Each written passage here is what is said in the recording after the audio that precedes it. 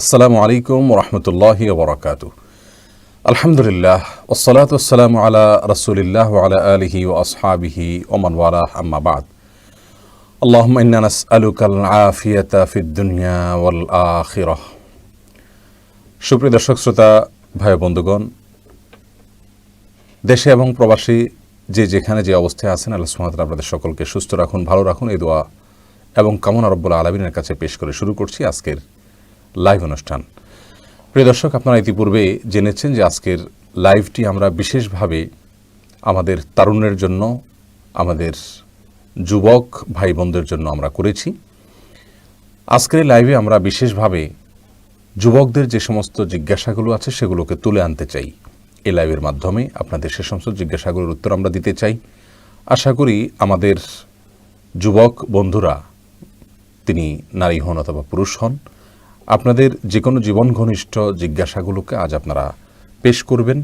কারণ আমরা শিশু কিশোরদের জন্য একটি বিশেষ লাইভ করেছিলাম, আলহামদুলিল্লাহ সেটি অনেকের কাছেই আলহামদুলিল্লাহ খুবই ভালো লাগার মতো একটি লাইভ ছিল। আমার নিজের কাছে অত্যন্ত ভালো লেগেছে বাচ্চাদের সাথে কথাবার্তা বলতে পেরে।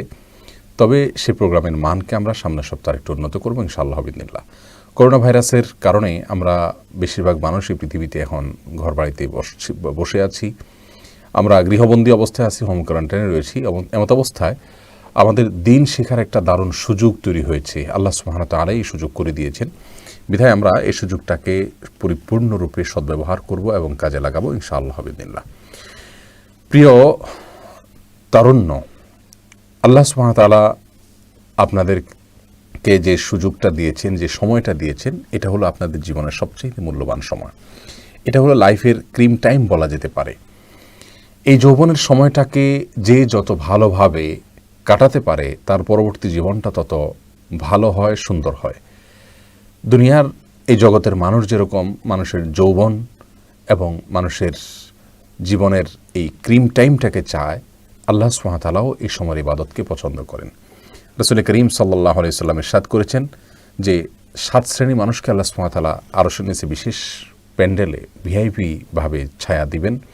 তার ভিতরে প্রথম শ্রেণী হলো শাবুন নাশআ ফি ইবাদাতিল্লাহ, ওই যুবক যারা আল্লাহর ইবাদতে বেড়ে উঠেছেন, আল্লাহর ইবাদতে সময় কাটিয়েছেন।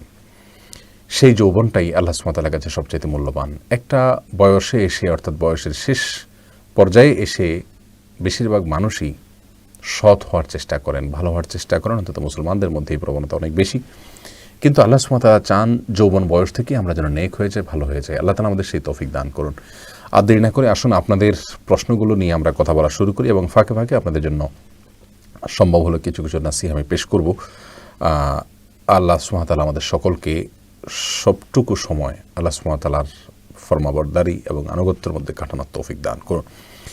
প্রিয় দর্শক, অন্য বয়সের যারা 15 থেকে 30-এর উপরে, 30 থেকে 31, 32, 33 পর্যন্ত চলতে পারে, যদিও ইসলামী শরিয়া দৃষ্টিকোণ থেকে তারুণ্যের বয়স 40-এর আগ পর্যন্তই থাকে, তারপরও আমরা খুব বেশি বয়স্ক যারা, তাদের প্রশ্নগুলো আজ নিতে চাচ্ছি না। আপনারা অনুগ্রহ করে দর্শক হিসেবে থাকুন, আমাদের যুবক যুবতী ভাই এবং বোনদের সাথে আমাদের কথোপকথন, তাদের সাথে আমাদের কাটানো সময়গুলোকে আপনারা দেখুন, এবং কোনো পরামর্শ দেওয়ার থাকলে দিন। কিন্তু প্রশ্ন করার সুযোগ আজ শুধুমাত্র আমাদের যুবক যুবতী ভাই বোনদের জন্য।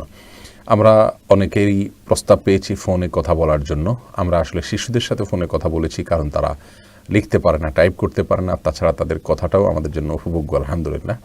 কিন্তু যুবক যুবতী ভাই বোনদের জন্য আমরা ফোনে সে সুযোগ দিতে গেলে অনেক সময় লেগে যাবে, আরও নানামুখী সমস্যা তো রয়েছে। সব মিলিয়ে আমরা আপনাদের জন্য মন্তব্যের ঘরে মন্তব্য করার অনুরোধ রাখছি। চলে যাচ্ছি আপনাদের ইতিমধ্যে যে সমস্ত প্রশ্ন বা জিজ্ঞাসা আমাদের সামনে চলে আসছে সেগুলোর জবাব দিতে।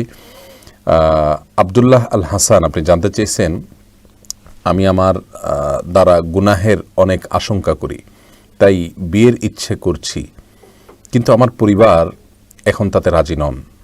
এখন আমি কি করতে পারি, পরামর্শ চাই। আব্দুল্লাহ আল হাসান, দিনের উপরে চলবার জন্য আসলে পরিবারকে সাথে নিয়ে চলার কোনো বিকল্প হতে পারে না। এটা শুধু আপনার বেলায় নয়, সকলের বেলায় একই কথা প্রযোজ্য।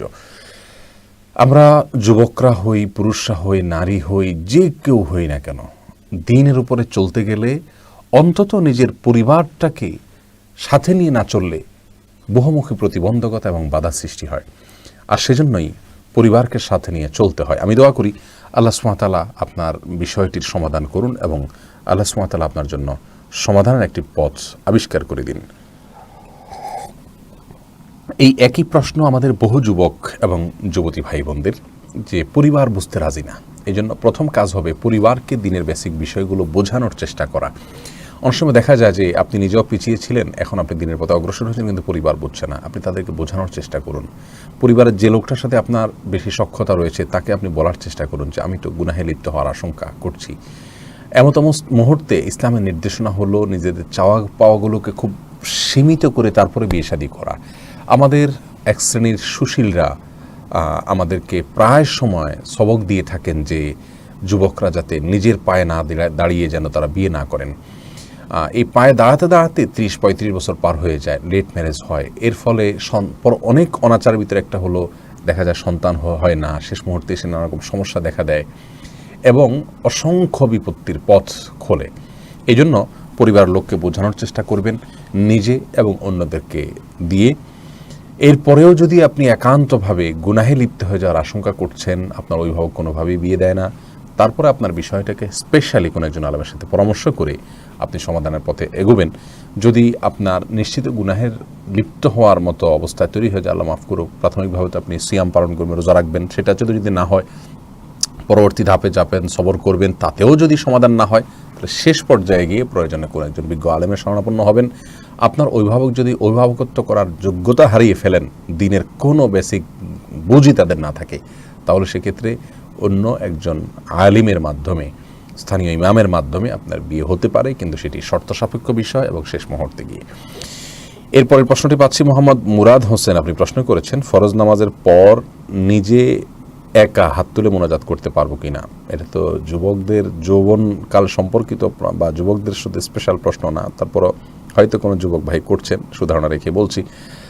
একা একা আপনি হঠাৎ করে মোনাজাত করতে পারেন, অস্বাভাবিক কিছু না। আপনি একা একা মোনাজাত করলে গুনাহ হবে না এবং বেদাতও হবে না। তবে মনে রাখা উচিত যে আপনি এরকম হঠাৎ একদিন করলেন, ঠিক আছে, কিন্তু সুন্নাহ হলো ফরজ নামাজের পরে সালাত শেষে আপনি বিভিন্ন দোয়া, বিভিন্ন জিকির আছে, এগুলো আপনি করতে থাকবেন। এটা হলো সবচাইতে উত্তম এবং সুন্নাহ আমল, রুটিন আমল। আর যদি মাঝে মধ্যে আপনি হাত তুলে আল্লাহর কাছে বিশেষ কিছু চান, তাও দোষের কিছু না, কারণ ফরজ সালাতের পরে দোয়া কবুল হয়, এরকম একটি হাদিসও সুস্পষ্টভাবে আমরা জানতে পারি রাসূল আকরাম সাল্লাল্লাহু আলাইহি ওয়াসাল্লাম থেকে।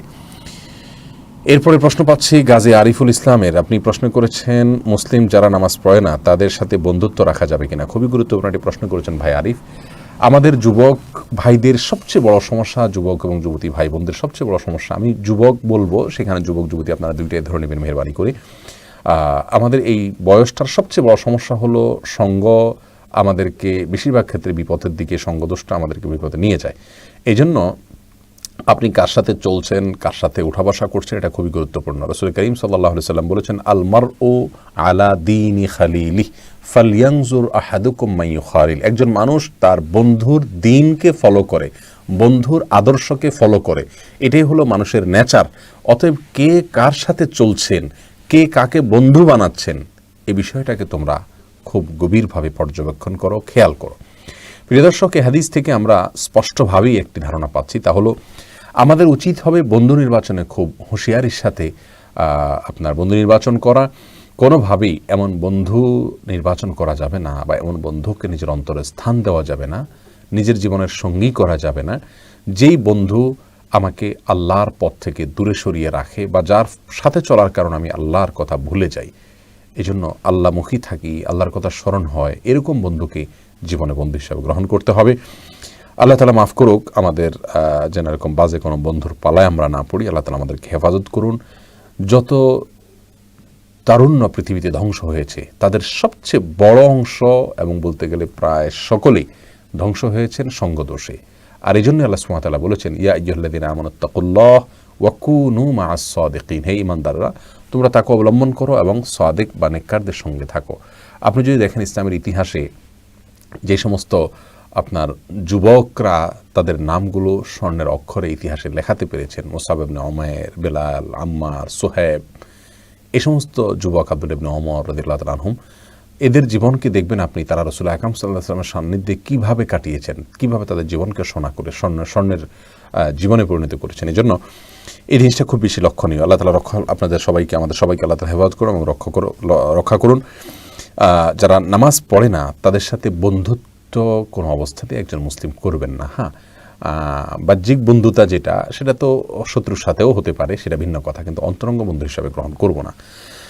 এরপরে প্রশ্ন, শাবিহা তাবাসসুম সাইদা, আপনি জানতে চেয়েছেন কারো 2 বা ততোধিক বছরের নামাজ কাজা হলে কিভাবে সে নামাজ রোজা পড়বে। বোন সাবিহা, এ বিষয়ে ওলামাদের 2টি মত আমরা পাই। একটা মত হলো সম্প্রতিকালের ওলামায়ে আরব যারা আছেন তারা বলেন যে ওমরেই কাজা বলতে কোনো কিছু নেই, আসলে এই শব্দে ইসলামিক কিছু নেই। কিন্তু এর বিপরীতে আরেকটা মত হলো যে একজন মুসলিম যখন আগে থেকে নামাজ পড়তেন না, অবহেলা করে ছেড়েছেন, কিন্তু সালাতের ব্যাপারে তার ফরজ হওয়ার ব্যাপারে ধারণা ছিল, অথবা আপনার ফরজ সালাতটা পড়া উচিত সে বোধ ছিল, তিনি সালাত পড়েন নাই, ত্যাগ করেছেন, কিন্তু এখন আল্লাহ তাআলা তাকে বুঝ দিয়েছেন, পড়া শুরু করেছেন, তাহলে যতদিন বালেগ হওয়ার পর থেকে সালাত পড়েননি সেই সালাতগুলো তার আদায় করা উচিত। এই যে দ্বিতীয় মতটি, এই মতটি আমার কাছে বেশি গ্রহণযোগ্য মনে হয়। ইবনে তাইমিয়া রাহিমাহুল্লাহ সহ বিভিন্ন বড় বড় ইমামগণের মতো এই মতের সাথে বেশি সাদৃশ্যপূর্ণ।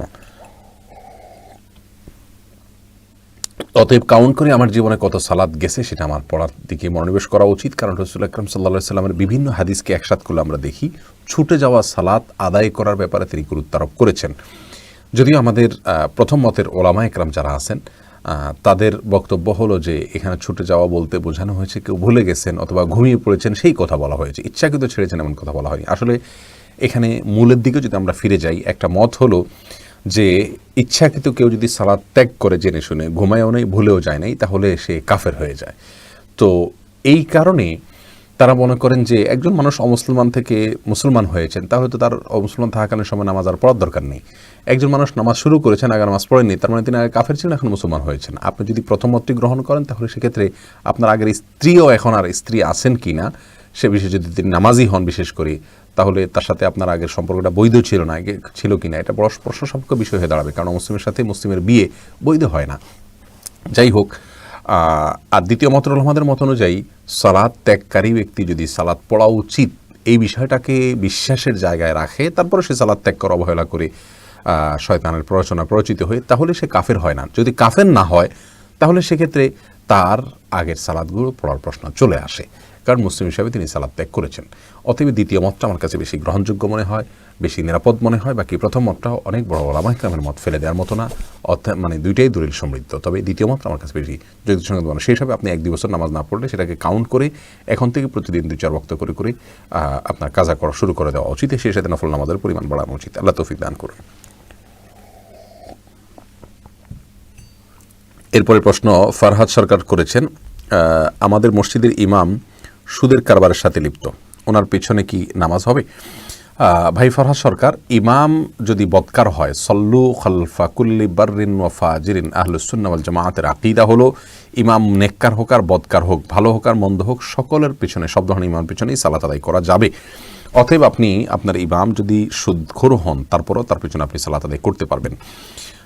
তবে যদি আপনার হাতে আল্লাহ তাআলা পাওয়ার দিয়ে থাকেন তাহলে এরকম ইমামকে আপনি ইমাম হিসাবে না রেখে তার জায়গায় যোগ্য এবং মুত্তাকি ইমামকে নিয়োগ দেওয়ার চেষ্টা করবেন। কিন্তু যদি আপনার কিছু করার না থাকে, তাহলে বিকল্প কোনো ব্যবস্থা না থাকলে, আশপাশে অন্য কোনো ভালো ইমাম না থাকলে, আপনি ওই ইমামের পিছনেই সালাত আদায় করতে হবে, অর্থাৎ জামাতে সালাত আদায় করতে হবে জামাত রক্ষার স্বার্থে।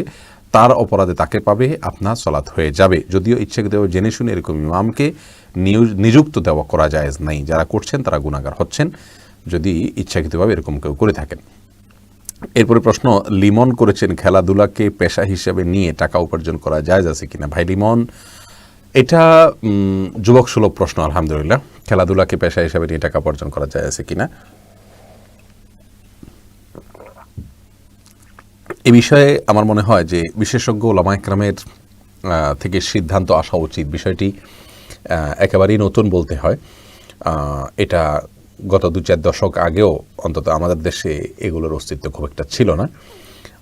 অতএব খেলাধুলাকে পেশা হিসাবে নেওয়া, এর মাধ্যমে আপনার টাকা পয়সা উপার্জন করা, এটা জায়েজ হওয়াটা প্রশ্ন সাপেক্ষ বিষয়। আমি এক কথা এটার উত্তর আজকে দিব না, তবে আমার কমন যে সেন্স কোরআন এবং হাদিস এর একজন ছাত্র শিক্ষার্থী হিসাবে, তা হলো জায়েজ না হওয়ার কথা। কারণ একজন মানুষ তিনি খেলাধুলাকে যদি পেশা হিসেবে গ্রহণ করেন, তাহলে তার মানে আজকালকার যুগে যে সমস্ত খেলাধুলাগুলো হয়, বিশেষ করে জাতীয় এবং আন্তর্জাতিক পর্যায়ে, সবগুলোর সাথে জুয়ার সম্পর্ক রয়েছে, আরও বহুবিধ হারাম বিষয়ের সম্পর্ক রয়েছে। তিনি নিজে জড়িত না হলেও তার খেলাকে কেন্দ্র করে জুয়া হবেই, এবং এই আসরগুলোকে জুয়ার আসরই ধরা হয়। এক, দ্বিতীয়ত হলো তার ইচ্ছা এবং অনিচ্ছায় অনেক গুনাহের সাথে তাকে সম্পৃক্ত হতে হয়, বেপর্দা, অশ্লীলতা, এই বিষয়গুলো আছে। তৃতীয়ত হলো এটি একটি এই প্রচলিত খেলাধুলাগুলো একটা অনর্থক কাজ। এই অনর্থক কাজ উপভোগ করা বা কাজ করাই তো মুসলমানের জন্য প্রশংসনীয় নয়। আল্লাহ সুবহানাহু ওয়া তাআলা সফল মুমিনদের বৈশিষ্ট্য বলতে গিয়ে বলেছেন, ওয়াল্লাযীনা হুম আনিল লাগwi মুরিদুন, যারা অনর্থক কাজ থেকে বেঁচে থাকে তারা সফল হবে মুমিন হিসাবে। তাহলে এটা কোনো অর্থবহ কাজ নয়, অতএব এটার উপার্জনটা জায়েজ হওয়ার কথা নয়। আমি কিন্তু সিদ্ধান্ত দিচ্ছি না, এটা আমার কমন সেন্সের কথা বললাম। ওলামায়ে কেরাম, বিশেষজ্ঞ পণ্ডিতরা এ বিষয়ে গবেষণা করে সিদ্ধান্ত দেবেন ইনশাআল্লাহ বিইذনিল্লাহ। রেজওয়ানা রাব্বি পিয়া, আপনি জানতে চেয়েছেন খ্রিস্টান মেয়েকে বিয়ে করা কি ইসলামে জায়েজ আছে? হ্যাঁ, এটা একটা যুবক সুলভ প্রশ্ন, ভালো লাগলো। আমি আজকে প্রিয় দর্শক চাচ্ছি আপনারা যুবক সুলভ প্রশ্নগুলো বেশি করুন, যেগুলো আমাদের যুবক ভাই বোনদের জানার বিষয় থাকার কথা, জিজ্ঞাসা বিষয়গুলো, সেগুলো একটু উঠে আসুক। আপনাদের অনুভূতির কথাও বলুন, প্রয়োজনে একান্ত ব্যক্তিগত কথাও বলতে পারেন, ছদ্মনাম দিয়েও আপনারা বলতে পারেন। আল্লাহ তাআলা আপনাদেরকে তৌফিক দান করুন। এমনকি কেউ যদি লিখে দেন যে আমার নাম প্রকাশ করবেন না, তাহলে সেটাও আমরা চেষ্টা করবো ইনশাআল্লাহ বিইذনিল্লাহ। রেদওয়ানা রাব্বি পিয়া, আপনি জানতে চেয়েছেন, আচ্ছা, আপনি রাব্বি নামটা আপনার এটা সংশোধনযোগ্য বোন। রেদওয়ানা পিয়া ঠিক আছে, কিন্তু রাব্বি, রেদওয়ানা তো রাব্বি অবশ্য ঠিক আছে, যদি পুরোটাকে মিলান আমার রবের সন্তুষ্টি, এরকম অর্থ দাঁড়ায় আর কি। যাই হোক, আপনার প্রশ্ন উত্তর হলো, খ্রিস্টান মেয়েকে বিয়ে করা ইসলামে জায়েজ আছে। ছেলে হিসাবে যদি আহলে কিতাবের, অর্থাৎ যারা আসমানি কিতাবধারী, তাদেরকে আহলে কিতাব বলা হয়। যেমন খ্রিস্টানরা, তারা ইঞ্জিল, আসমানি কিতাবধারী, ইঞ্জিল আল্লাহর পক্ষ থেকে। খ্রিস্টানরা, ইহুদিরা তাওরাত, আসমানি কিতাবধারী আল্লাহর পক্ষ থেকে। তো এই যুগে খ্রিস্টান এবং ইহুদি যারা আছে, এরা আসমানি কিতাবধারী, আসমানি কিতাবে বিশ্বাস করে। যদিও সে আসমানি কিতাব আর আসমানি কিতাবের জায়গায় নাই, সেটা অনেক বিকৃত হয়ে গেছে, পরিবর্তিত হয়ে গেছে, তারপরেও এর বেসিকটা আসমানি কিতাবই ছিল। তারপরেও তাদেরকে বিবাহ করা জায়েজ আছে, শুধু এই জন্য যে তারা একজন নবীকে নবী হিসাবে মানেন। তাদের বেসিকটা নবী কেন্দ্রিক তাদের বিশ্বাস, আসমানি কিতাব কেন্দ্রিক তাদের বিশ্বাস। সেজন্য যদিও অনেক ওলামাগণ বলেন যে আজকালকার যুগে যে আহলে কিতাব আছে, আসমানি কিতাবধারী আছে, তারাও সেই আর আসমানি কিতাবধারীদের জায়গায় নাই, তারা শিরক করে এবং এই কিতাবগুলোর প্রতিও তাদের বিশ্বাস নাই। হ্যাঁ, এটা বলবো যে আহলে কিতাব যদি এমন পর্যায়ের আহলে কিতাব হয় যে তারা আসলে ধর্মে বিশ্বাস করে না, আজকালকার যুগে ইহুদি খ্রিস্টানদের একটা বড় অংশ তারা নাস্তিক, এরকম হলে তাদেরকে বিয়ে করা জায়েজ নেই। যদি তারা সত্যিই খ্রিস্টান ধর্মের উপরে বিশ্বাস তাদের থাকে, ঈসা আলাইহিস সালামের প্রতি বিশ্বাস তাদের থাকে, তাহলে তাদেরকে বিয়ে করা যাবে। যদিও তারা অনেকেই শিরকে লিপ্ত, এ অর্থে বলছি শিরকে লিপ্ত যে রাসূল করিম সাল্লাল্লাহু আলাইহি সাল্লামের যুগেও যারা খ্রিস্টান ছিল তারাও কিন্তু বলতে ইন্নাল্লাহা সালিসু সালাসা, কোরআনে আল্লাহ তাআলা বলেছেন। তারপরেও তাদের সঙ্গে বিবাহ বন্ধনে আবদ্ধ হওয়াকে বৈধতা দেওয়া হয়েছে তখনই। বোঝা গেল খ্রিস্টানরা যদি তাদের ধর্মের উপরে, মূল বেসিকের উপরে অটল থাকে, তারপরে তারা যদি শিরক করেও, তারপরও তারা আহলে কিতাবের যে গণ্ডি এখান থেকে বের হয়ে যাবে না, যার কারণে তাদের মেয়েকে বিয়ে করা জায়েজ আছে। তবে হ্যাঁ, কোনো মুসলিম মেয়েকে তাদের ছেলের সঙ্গে বিয়ে দেওয়া জায়েজ নেই। এরপরের প্রশ্ন নাহিদ, আপনি করেছেন, বিয়ের জন্য মেয়েদের কি কি গুণ দেখতে হবে? খুবই যুবক সুলভ প্রশ্ন, অত্যন্ত ভালো লেগেছে আমার কাছে, এমন একটি প্রশ্ন আসা দরকার ছিল। ভাই নাহিদ, আপনি বিশেষ শুভেচ্ছা পেতেই পারেন, আপনার মাধ্যমে আমাদের অন্য ভাই বোনরা জানবেন ইনশাআল্লাহ। বিয়ের জন্য কি কি গুণ দেখব আমরা? আজকাল আমাদের সমাজে বিয়ে ভঙ্গের এক হিড়িক চলে, আপনারা জানেন, এক মহামারীর রূপ ধারণ করেছে বিয়ে ভঙ্গের রোগটি, বিষয়টি। আর এর মূল কারণগুলোর ভিতরে একটা এটাও যে বিয়ের সময় আমরা মেয়ে নির্বাচনের ক্ষেত্রে, এমনকি মেয়ে পক্ষ ছেলে নির্বাচনের ক্ষেত্রে আমরা ভুল করি, আর এর মাসুলটা দিতে হয় পরবর্তীতে এসে। প্রিয় দর্শক, রাসূল করিম সাল্লাল্লাহু আলাইহি ওয়াসাল্লাম বলেছেন, তুনকাহুল মারআতু লিআরবা, মেয়েদেরকে বিয়ে করা হয় 4টি বিষয় দেখে। এবং একই কথাকে আপনি উল্টিয়েও বলতে পারেন, অর্থাৎ ছেলেদের বিয়ের ক্ষেত্রেও এই 4টি বিষয় দেখা হয়।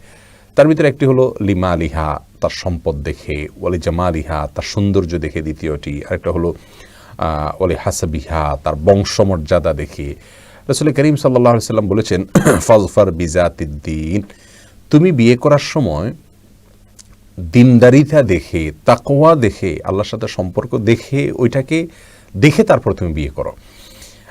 একজন জীবনসঙ্গী হিসাবে যাকে তুমি চাইছো, তিনি পাত্র হোক অথবা পাত্রী হন, তার ভেতরে যদি পার্থিব তেমন কোনো কোয়ালিটি না থাকে, এমনকি সৌন্দর্যও যদি খুব একটা না থাকে, কিন্তু দিনদারিতা পূর্ণ মাত্রা থাকে, ইনশাআল্লাহ এই জীবনসঙ্গী তোমার দুনিয়াতে সুখ শান্তির কারণ হবে, আখিরাতে সুখ শান্তির কারণ হবে। প্রিয় দর্শক, আপনাদেরকে একটু বলে রাখতে চাই, আমার একান্ত পরিচিত একাধিক যুবক বন্ধুদের বিয়ের সময় আমরা দেখেছি তারা ম্যাচিউরিটির পরিচয় দিয়েছেন, তারা রাসূল করিম সাল্লাল্লাহু আলাইহি ওয়াসাল্লামের নাসিহাকে পরিপূর্ণভাবে মেনে তারা বিয়ে করেছেন। এমনকি বাবা মায়ের প্ররোচনা, তাদের চাপ, এগুলোকে অ্যাভয়েড করে বিনয়ের সাথে তাদেরকে বুঝিয়ে নিয়ে, কনভিন্স করে নিয়ে তারা কিন্তু দিনদার জীবন সঙ্গী গ্রহণ করেছেন।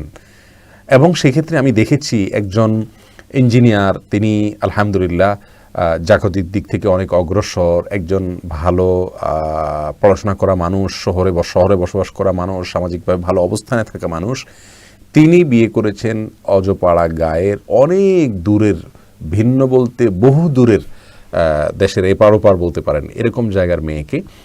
এবং সে মেয়েদের দুনিয়াবি ব্যাকগ্রাউন্ড বলতে কিছুই নাই তেমন একটা, একেবারেই অজপাড়া গায়ের। হ্যাঁ, শিক্ষাটুকু আছে যেটা দরকার হয়, না হলে বোঝাপড়ার সমস্যা হয়, কিন্তু দিনদারিতা মাশাআল্লাহ পরিপূর্ণ মাত্রায় আছে। আলহামদুলিল্লাহ, তারা যে পরিমাণ শান্তিতে আছে, আমার মনে হয় না যে আমার জানাশোনা অন্য অনেক তাদের অবস্থানে বা তাদের চেয়ে ভালো অবস্থানে রয়েছেন তারা এর ধারে কাছেও শান্তিতে আছেন। আমার নিজের কথা আমি বলতে পারি, আলহামদুলিল্লাহ বিয়ে শাদীর ক্ষেত্রে আমার ব্যাপারটা আমি যদি আপনাদেরকে খোলামেলাই বলি, আমার বাবা মাও চেয়েছিলেন যে তাদের ছেলের জন্য একজন তাদের মনের মতো মেয়ে, খুব দুনিয়াবী দিক থেকে অগ্রসর, এবং যেসব বিষয়গুলো আজকাল মানুষ খেয়াল করে ওগুলো দেখেই যেন আমি বিয়ে করি। কিন্তু আমি খুব সিরিয়াস ছিলাম যে আমার জীবনসঙ্গী হিসাবে যাকে পেতে চাই তিনি দিনের ক্ষেত্রে অনেক বেশি অগ্রসর, দিনটাকে আসলেই বোঝেন, কোরআন হাদিস আসলেই বোঝেন, পরিবারটাই পুরো আপনারা প্র্যাকটিস করেন দিনকে এবং আল্লাহমুখী, এই বিষয়টাকে আমি নিশ্চিত করার চেষ্টা করেছি। আর সেই সাথে দোয়াও অব্যাহত ছিল আলহামদুলিল্লাহ। আমরা চেষ্টা করলে যে দিনদার পেয়ে যাবো তা না। অনেক ভাইরা এমনও বলেছেন যে দিনদার মেয়ে তিনি বিয়ে করবেন, বড় শখ ছিল, স্বপ্ন ছিল, সেজন্য দিনদারি দেখেই শুধু তিনি বিয়ে করেছেন। পরে দেখা গেলো যে সেটাও আসলে আশানুরূপভাবে পান নাই। যাই হোক, এই জন্য দোয়াও করতে হয়। আলহামদুলিল্লাহ যারা করেছেন তারা ভালো পেয়েছেন। এই জন্য বলবো, বিয়ে করার সময় দিনদারিতাকে সবচেয়ে বেশি অগ্রাধিকার দিয়ে দেখবেন, আর সেই সাথে আপনার ফ্যামিলির সাথে যায় এটাও দেখবেন, তা না হলে পরে ম্যাচ হয় না। আপনার দিনের চাহিদা বা দিনের প্রতি আগ্রহটুকু অনেক সময় কমে যায়, আল্লাহ মাফ করুক, যদি ওই বোঝাপড়াতে পরবর্তীতে সমস্যা হয়। জন্য শিক্ষার দিক থেকে অন্তত একটা পর্যায়ে যেন থাকে সেটা খেয়াল করতে হবে। আল্লাহ তৌফিক দান করুন। এরপরে প্রশ্ন চলে আসছি, মাসুম আহমেদ প্রশ্ন করেছেন, নামাজের প্রথম রাকাতের সময় যদি কারেন্ট চলে যায় তাহলে পুরো নামাজে কি হবে? নামাজ কন্টিনিউ করবেন, অসুবিধা নেই। ইতিয়ান নিয়াম আপনি জানতে চেয়েছেন বিবাহ না হওয়ায় যারা হতাশ তাদের জন্য নসিহত চাই। খুবই দরকারি প্রশ্ন করেছেন ভাই ইতিয়ান নিয়াম। যারা বিবাহ করতে পারছেন না, আপনারা হতাশ, আপনাদের এই হতাশার জন্য আমরা নসিহা করব। রাসূল করিম সাল্লাল্লাহু আলাইহি ওয়াসাল্লাম কিন্তু ওসমান ইবনে মাজউন রাদিয়াল্লাহু তাআলা আনহুকে নিষেধ করেছিলেন যখন তিনি চেয়েছেন যে তার যৌবনকে শেষ করে ফেলবেন আল্লাহর ইবাদতের জন্য, নিষেধ করেছিলেন তিনি কিন্তু যুবক সাহাবীকে নসিহা করেছেন যে তোমরা যারা বিবাহ করার আর্থিক সঙ্গতি রাখো না, সমর্থ রাখো না, তারা রোজা রাখো। প্রিয় দর্শক, সবরের নামই তো ইসলাম। আমাদেরকে ধৈর্য ধারণ করতে হয়, এই ধৈর্য ধারণের বিনিময়ই তো জান্নাত। আমরা গুনাহ করতে মনে চায়, করতে পারি না, সবর করতে হয়। ইবাদত করতে মন চায় না, তবুও করতে হয়। এই সবগুলোই তো সবর। অতএব আমাদের গোটা ইসলাম চর্চাটাকেই তো বলতে পারি আমরা সবরের চর্চা, ধৈর্য ধারণের চর্চা। বিদায় আপনি বিশেষ করে যুবক যদি হন, বিয়ে করার শারীরিক সঙ্গতি আপনার আছে কিন্তু আর্থিক সঙ্গতি নাই, বা অন্য কোনো কারণে বিয়ে করতে পারছেন না, তাহলে আপনার উচিত হবে অবশ্যই সবর করা, ধৈর্য ধারণ করা, কারণ সবরের বিনিময়ে আল্লাহ তাআলা জান্নাত দিবেন। আর হ্যাঁ, এরকম পরিস্থিতিতে শয়তান আপনাকে বিপদগামী করতে পারে, শয়তান আপনাকে শয়তানের পথে পরিচালিত করতে পারে। সেই ভয়ের জায়গা থেকে আপনাকে অবশ্যই বাঁচার জন্য অসৎ সঙ্গ ত্যাগ করতে হবে, এমনকি তথাকথিত মেয়ে বন্ধুদের থেকে ছেলেদেরকে দূরে থাকতে হবে এবং মেয়েদেরকে ছেলে বন্ধু থেকে দূরে থাকতে হবে। এ বিষয়গুলোকে খুব সিরিয়াসলি দেখতে হবে। আল্লাহ তাআলা তৌফিক দান করুন। আর সেই সাথে আপনার বিবাহ যত দ্রুত করা যায় সেই পথ যাতে উন্মুক্ত হয় সেজন্য চেষ্টা করবেন। অভিভাবকদেরকে বোঝানোর চেষ্টা করবেন, নিজেরাও বোঝার চেষ্টা করবেন যে বিয়ে করলে আল্লাহ সুবহানাহু ওয়া তাআলা আপনার জীবনসঙ্গিনীর রিজিকের ব্যবস্থা করবেন। আমরা একটু কষ্ট করেই চলবো, কিন্তু আলহামদুলিল্লাহ সততার উপরে চলবো। আমি আমার কথা যদি বলি, আমি যখন বিয়ে করি তখন আমার অনেক আগের কথা, যদিও তখন আমার উপার্জন ছিল সব মিলিয়ে বলতে পারেন 1,500 টাকা ঢাকায়। আমি ওই অবস্থায় বিয়ে করেছি এক বাড়িওয়ালির মেয়েকে, ঢাকা শহরের বাড়িওয়ালি, অথচ আমি ঢাকা শহরের ফ্ল্যাটওয়ালাও না। যাই হোক, বিয়ের পরে মেয়েকে রাখবো ভাড়া বাসায় সেরকম সঙ্গতিও আমার ছিল না। একরকম বলতে গেলে মানে কি করব তার কোনো আমার মানে ছিল না, ব্যবস্থা ছিল না। তারপরেও আল্লাহর উপর ভরসা করে করেছি এবং তারাও দিয়েছেন দিনদারিতাকে, তারাও অগ্রাধিকার দিয়েছেন, আমিও দিয়েছি আলহামদুলিল্লাহ। পরবর্তীতে দেখা গেল বিয়ের কিছুদিনের মধ্যে আল্লাহ সুবহানাহু ওয়া তাআলা আমার উপার্জন 3 গুণ বাড়িয়ে দিলেন। এবং তারপরেও যে চলতে খুব মানে আমরা সচ্ছলভাবে চলতে পেরেছি তা না, তারপরে একটু কষ্ট হচ্ছিল, কিন্তু আস্তে আস্তে আল্লাহ সুবহানাহু ওয়া তাআলা বারাকা দিয়ে দিচ্ছেন। এটা আল্লাহ সুবহানাহু ওয়া তাআলার নিয়ম। ওমাইয়া তাওয়াক্কাল আল্লাহ ফাহুয়া হাসবুহ, আল্লাহর প্রতি ভরসা করলে আল্লাহ তাআলা যথেষ্ট হন। আর হ্যাঁ, আমাদের অনেক যুবক ভাইরা আছেন যারা বিয়ে করতে চান কিন্তু ভালো করে পরিশ্রম করে নিজের অভাব দূর করতে রাজি না। দড়ি মাছ নাসুই পানি টাইপের দুনিয়াদারি করেন। দুনিয়াদারি যদি আপনি দুনিয়াদারি করার মতো করেন, পেশাদারিত্বের সাথে করেন, সিরিয়াসলি করেন, খুব ভালোভাবে করেন, আল্লাহ সুবহানাহু ওয়া তাআলা বারাকা দিবেন ইনশাআল্লাহ বিইذنিল্লাহ। সর্বোপরি আমাদের সবরের কোনো বিকল্প নেই, সবর করতে হবে। আল্লাহ তাআলা তৌফিক দান করুন। এরপরে আরিফ বিল্লাহ গাজী আপনি জানতে চাইছেন, এই জীবনে অনেক গুনাহ করেছি, আল্লাহ কি মাফ করবেন? ভাই আরিফ বিল্লাহ গাজী, আল্লাহ তাআলা অবশ্যই মাফ করবেন। আল্লাহ সুবহানাহু ওয়া তাআলার দয়া এত বেশি যে আমরা গুনাহ করতে করতে আল্লাহ সুবহানাহু ওয়া তাআলার দয়াকে সীমাবদ্ধ করতে পারবো না। আল্লাহ সুবহানাহু ওয়া তাআলার দয়া আমাদের গুনাহের চাইতে অনেক বেশি পাওয়ারফুল, অনেক বেশি শক্তিশালী। এই জন্য আল্লাহ সুবহানাহু ওয়া তাআলা বলেছেন, লা তাকনাতু মির রাহমাতিল্লাহ ইন্নাল্লাহা ইয়াগফিরুয যুনুবা জামিআ। যে ভাই অতিরিক্ত গুনাহের কারণে নৈরাশ্যের মধ্যে, হতাশার মধ্যে ডুবছেন, এই আয়াতটা তার বাসার দরজায় লাগিয়ে রাখা উচিত। লা তাকনাতু মির রাহমাতিল্লাহ, তোমরা আল্লাহর রহমত থেকে নিরাশ হইও না, তোমরা আল্লাহর রহমত থেকে নিরাশ হইও না। ইন্নাল্লাহা ইয়াগফিরুয যুনুবা জামিআ, নিশ্চয়ই আল্লাহ সুবহানাহু ওয়া তাআলা সকল গুনাহ মাফ করে দিবেন। দেখুন এখানে আল্লাহ সুবহানাহু ওয়া তাআলার ভাষাটা খেয়াল করুন, সকল গুনাহ আল্লাহ তাআলা মাফ করবেন। তোমার উচিত হলো শুধুমাত্র লজ্জিত হয়ে, অনুতপ্ত হয়ে আর কখনো গুনাহ করবে না সে প্রতিজ্ঞা করে ফিরে আসা, ব্যাস, আর কোনো কাজ নাই। এইটুকু কাজ যদি করতে পারো তাহলে আল্লাহ সুবহানাহু ওয়া তাআলা তোমাকে অবশ্যই মাফ করবেন। সূরা জুমারের এই 53 নম্বর আয়াতটি আমাদের বাসায় ঝুলিয়ে রাখা উচিত, বিভিন্ন জায়গায় লিখে রাখা উচিত, যাতে করে আমাদের মধ্যে নৈরাশ্যের যে ভয় সেটি কোনোভাবেই আমাদেরকে পেয়ে না বসে। আল্লাহ তাআলা তৌফিক দান করুন। আল্লাহ তাআলা সব গুনাহ মাফ করবেন। দেখুন এমন কোনো অপরাধ না যে আল্লাহ তাআলা ক্ষমা করবেন না, শুধুমাত্র আল্লাহর রহমতের ছায়াতলে আসা দরকার, তওবা করে নিজের জীবনকে সংশোধিত করা দরকার। আল্লাহ তাআলা তৌফিক দান করুন। এরপরে বোন নুসাইবা বিনতে আতিক আপনি প্রশ্ন করেছেন, মেয়েদের পায়ের পাতা ও হাতের তালু কি পর্দার অন্তর্ভুক্ত? বোন, পায়ের পাতা নিয়ে মত পার্থক্য আছে, হাতের পাতা না, পায়ের তালু নিয়ে। তো অনেকেই বলেছেন এটা পর্দা মানে সলাতের জন্য সতরের অন্তর্ভুক্ত, বিধায় সলাতে ওটা ঢেকে রাখাই নিরাপদ। আপনি পর্দার কথা অবশ্য জিজ্ঞেস করেছেন। পর্দা হলো মেয়েদেরকে আল্লাহ সুবহানাহু ওয়া তাআলা বলেছেন ওয়ালা ইউবদিনা যিনাতাহুন্না, তাদের সৌন্দর্য যেন প্রকাশ না করে। তো ইল্লা মা যাহরা মিনহা, এই কিছু যেগুলো বাইর হয়ে থাকে সেগুলো কথা ভিন্ন। তার ভিতরে হাতের পাতা, হাতের তালু এবং পায়ের পাতা এটা বেসিকভাবে আপনার পর্দার বাইরের, অর্থাৎ এটা খোলা থাকলেও সমস্যা নেই। কিন্তু তাকওয়ার দাবি হলো এগুলো ঢেকে রাখা। তার কারণ হলো এগুলো দেখে হাতের এখানে সৌন্দর্যগুলো থাকে এবং হাত দেখে, পাও দেখেও পুরুষ বাজে চিন্তা করতে পারে, তার মনের ভিতরে ওয়াসওয়াসা আসতে পারে। এবং আসলে আপনি বলবেন এটা পুরুষের সমস্যা, তার মনে ওয়াসওয়াসা আসলে আমার কি? আপনার সমস্যা হলো আপনাকে নিয়ে বাজে চিন্তা করবে, জিনিসটা আপনার কাছে ভালো লাগার কথা না। সেজন্য এটাকে ঢেকে রাখাই হলো নিরাপদ এবং তাকওয়ার দাবি। এরপরে শামীম ওসমান আইডি থেকে প্রশ্ন করেছেন, হস্তমৈথুন বা মেলামেশার পর গোসল পবিত্রতা ছাড়া অন্যান্য প্রয়োজনীয় কাজ করতে পারবো কিনা? হস্তমৈথুন এটা তো কবিরা গুনাহ, জঘন্য অপরাধ এবং সীমালঙ্ঘন করা কথা বলা হয়েছে আল্লাহ সুবহানাহু ওয়া তাআলা এটাকে।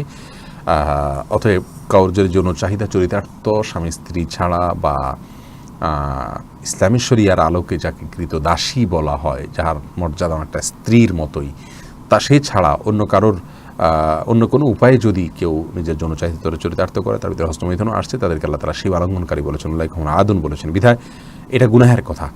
যে কোনোভাবে ফরজ গোসল হলো সেটাই গুনাহ করে হলো, অথবা বৈধভাবে আপনার সবাসের মাধ্যমে হলো বা অন্য কোনোভাবে সমাবেশের মাধ্যমে হলো, তাহলে অপবিত্রতা থাকা অবস্থায় আপনি টুকটাক কোনো কাজ করতে চাইলে করতে পারবেন। পরবর্তী নামাজের আগে গোসল করলেই আপনার ফরজ আদায় হয়ে যাবে, এটা হলো মূল কথা। কিন্তু অপবিত্র অবস্থায় অন্য কোনো কাজ করতে চাইলে কমপক্ষে ওযুটা করে নিলে সেটা উত্তম এবং সুন্নাহ। রাসূল আকরাম সাল্লাল্লাহু আলাইহি ওয়াসাল্লাম ফরজ গোসল যদি পরে করতে চাইতেন তাহলে আগে ওযুটা করে নিতেন, তারপর অন্য কাজ করতেন। কিন্তু আপনি যদি ওযুও না করে থাকেন এভাবে, আপনার বড় কোনো গুনাহ হবে না বা গুনাহ হবে না। এমনি জাবিউল হাসান ভাই জানতে চেয়েছেন, আমি একটা খারাপ কাজ করি, এটা থেকে বাঁচার উপায় কি? ভাই জুবিউল হাসান, আল্লাহ তাআলা আপনাকে আপনার খারাপ কাজ থেকে বেঁচে থাকার জন্য যে প্রত্যয় দরকার, যে ইমানের শক্তি দরকার, আল্লাহ সুবহানাহু ওয়া তাআলা সেটা আপনাকে দান করুক। আমি আল্লাহর কাছে কায়মনো বাক্যে দোয়া করি, আল্লাহ তাআলা আপনার প্রতি রহম করুন। আর আপনি যে ভালো হতে চাচ্ছেন, এটা কিন্তু আপনার আল্লাহ সুবহানাহু ওয়া তাআলার রহমত আপনার প্রতি, আল্লাহ তাআলার অনুগ্রহ আপনার প্রতি, আল্লাহ তাআলা আপনাকে টানছেন কাছে।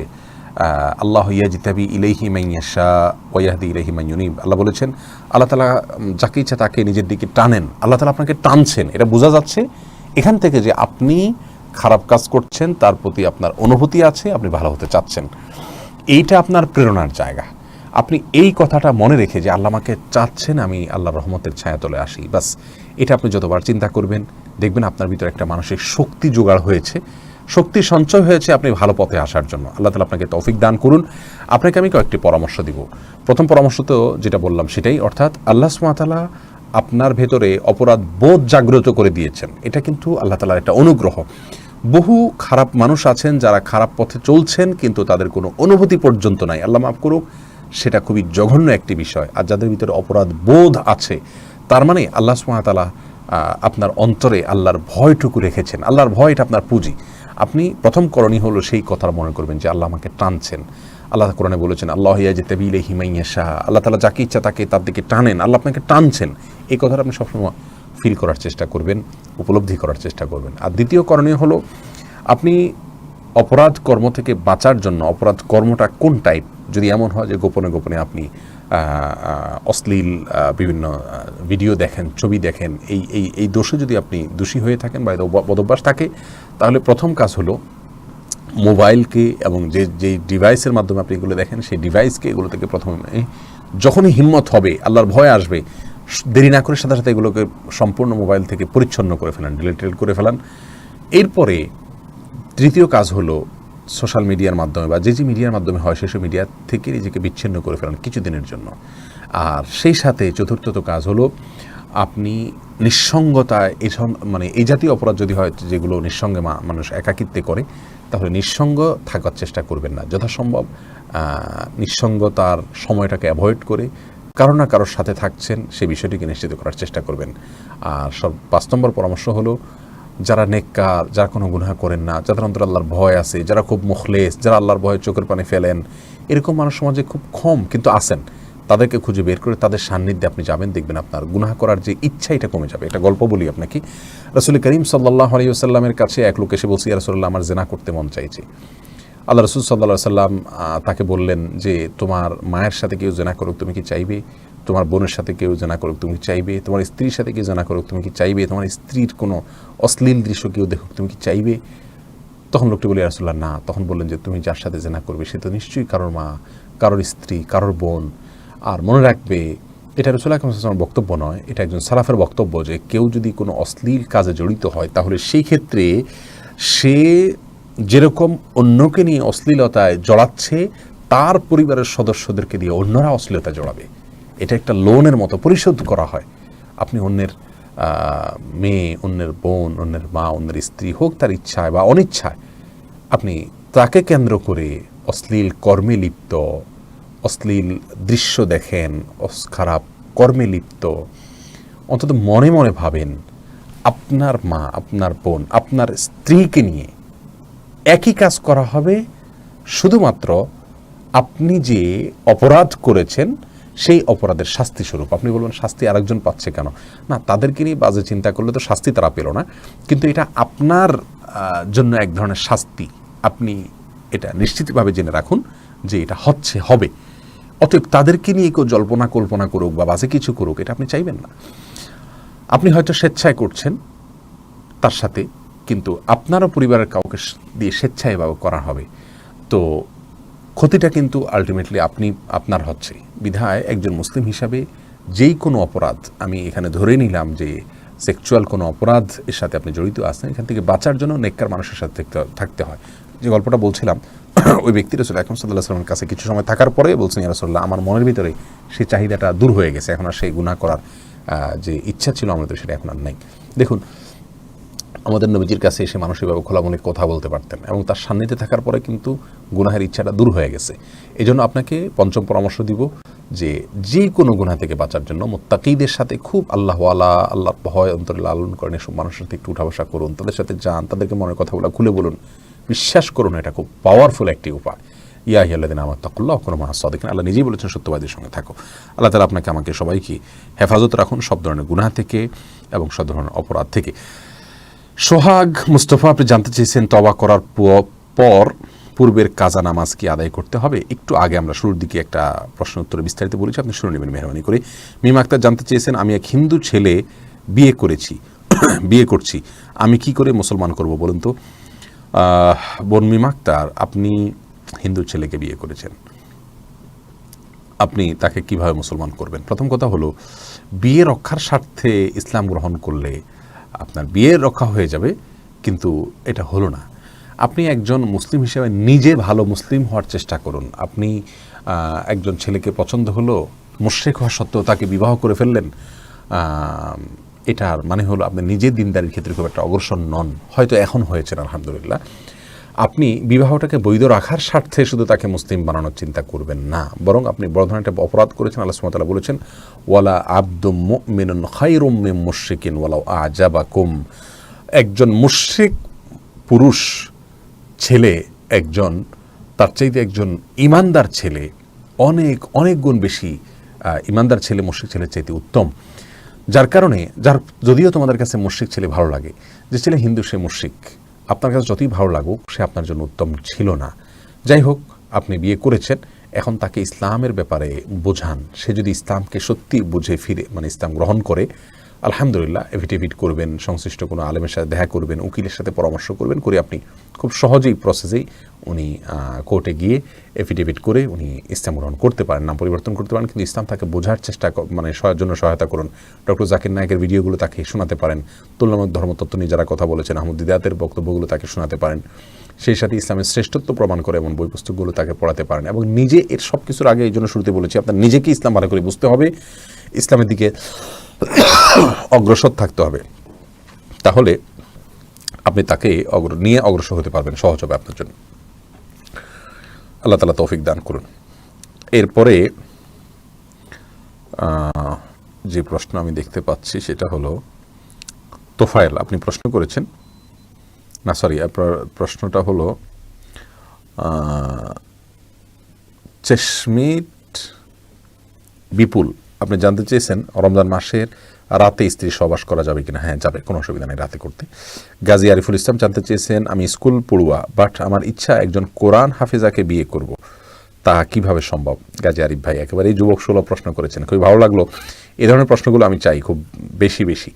দেখুন, অনেক জেনারেল শিক্ষিত ভাইরা মাদ্রাসা ব্যাকগ্রাউন্ডের মেয়েদেরকে বিয়ে করতে চান। দেখুন, আমি আপনাদেরকে বলবো যে এটা খুবই একটা ভালো জিনিস যে আমাদের যুবক ভাইয়েরা মাদ্রাসা ব্যাকগ্রাউন্ডের মেয়েদেরকে বিয়ে করতে চান, কারণ তারা জানেন যে এরা তুলনামূলকভাবে অনেকটা ভালো থাকে। আমাদের স্কুল বা কলেজ পড়ুয়া বোনরা আবার নাখোশ হবেন না প্লিজ। আপনাদের মধ্যে অনেক মেয়েরা আছেন যারা আলহামদুলিল্লাহ মাদ্রাসা ব্যাকগ্রাউন্ডের মেয়েদের চাইতে অনেক ভালো। আমি সাধারণভাবে যে চিত্র সেটার কথা বলছি। তো একজন জেনারেল শিক্ষিত মানুষ হয়ে যদি আপনি মাদ্রাসা ব্যাকগ্রাউন্ডের কাউকে বিয়ে করতে চান, প্রথম কাজ হলো আপনি নিজে দিনের পথে অগ্রসর হতে হবে। কথার কথা, আপনি হাফেজা বিয়ে করতে চান, আপনি নিজেই শুরু করে দেন, যতটুকু হয় ততটুকু শুরু করে দেন, এবং সেই সাথে আপনি দিনকে প্র্যাকটিস করার চেষ্টা করুন, বোঝার চেষ্টা করুন, আর আল্লাহর কাছে দোয়া করার চেষ্টা করুন। ইনশাআল্লাহ বিদিন আপনি অবশ্যই পেয়ে যাবেন, আল্লাহ তাআলা আপনাকে অবশ্যই দিবেন, কারণ আপনি আখিরাত চেয়েছেন, আপনি দুনিয়া চান নাই।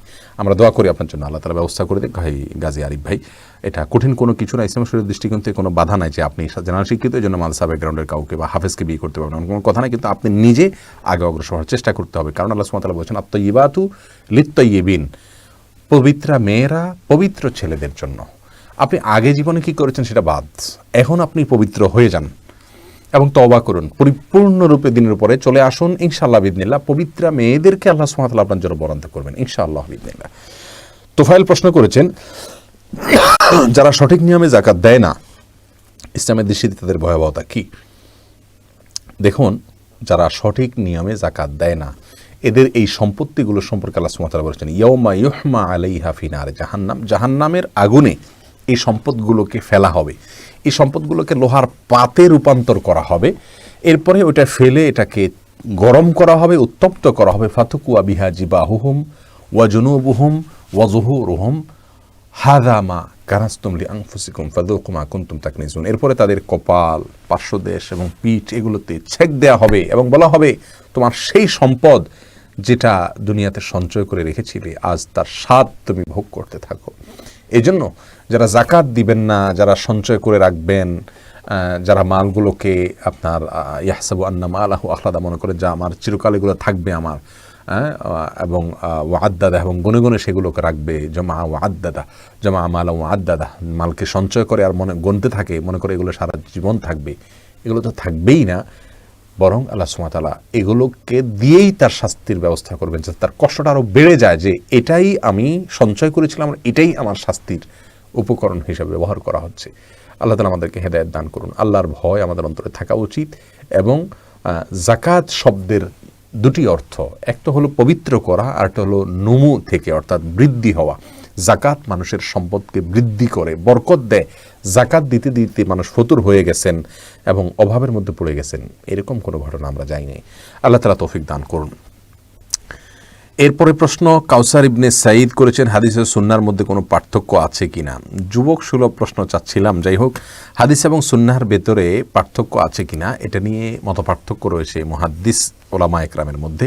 হাদিস বিশারদগণের অনেকেই বলেছেন হাদিস এবং সুন্নাহ একটি আরেকটির প্রতিশব্দ বা মুরাদিফ, যে যা হাদিস তাই সুন্নাহ, চাই সুন্নাহ তাই হাদিস। আর অনেকে পার্থক্য করেছেন যে সুন্নাহ হলো রাসূল করিম সাল্লাল্লাহু আলাইহি সাল্লামের যেই কাজগুলো আমাদের জন্য করণীয়, অনুসরণীয়, সেটি হলো সুন্নাহ।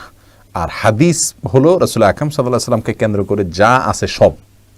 এমনকি তিনি বহুবিবাহ করেছেন, এটাও কিন্তু হাদিস, কিন্তু এটা আমাদের জন্য অনুকরণীয় নয়। অনুকরণীয় হলো যে অংশটুকু আমাদেরকে পালন করার জন্য তিনি নির্দেশনা দিয়েছেন, বা তার পক্ষ থেকে ইসলাম শরীয়তের পক্ষ থেকে নির্দেশনা দেওয়া হয়েছে সেটুকু।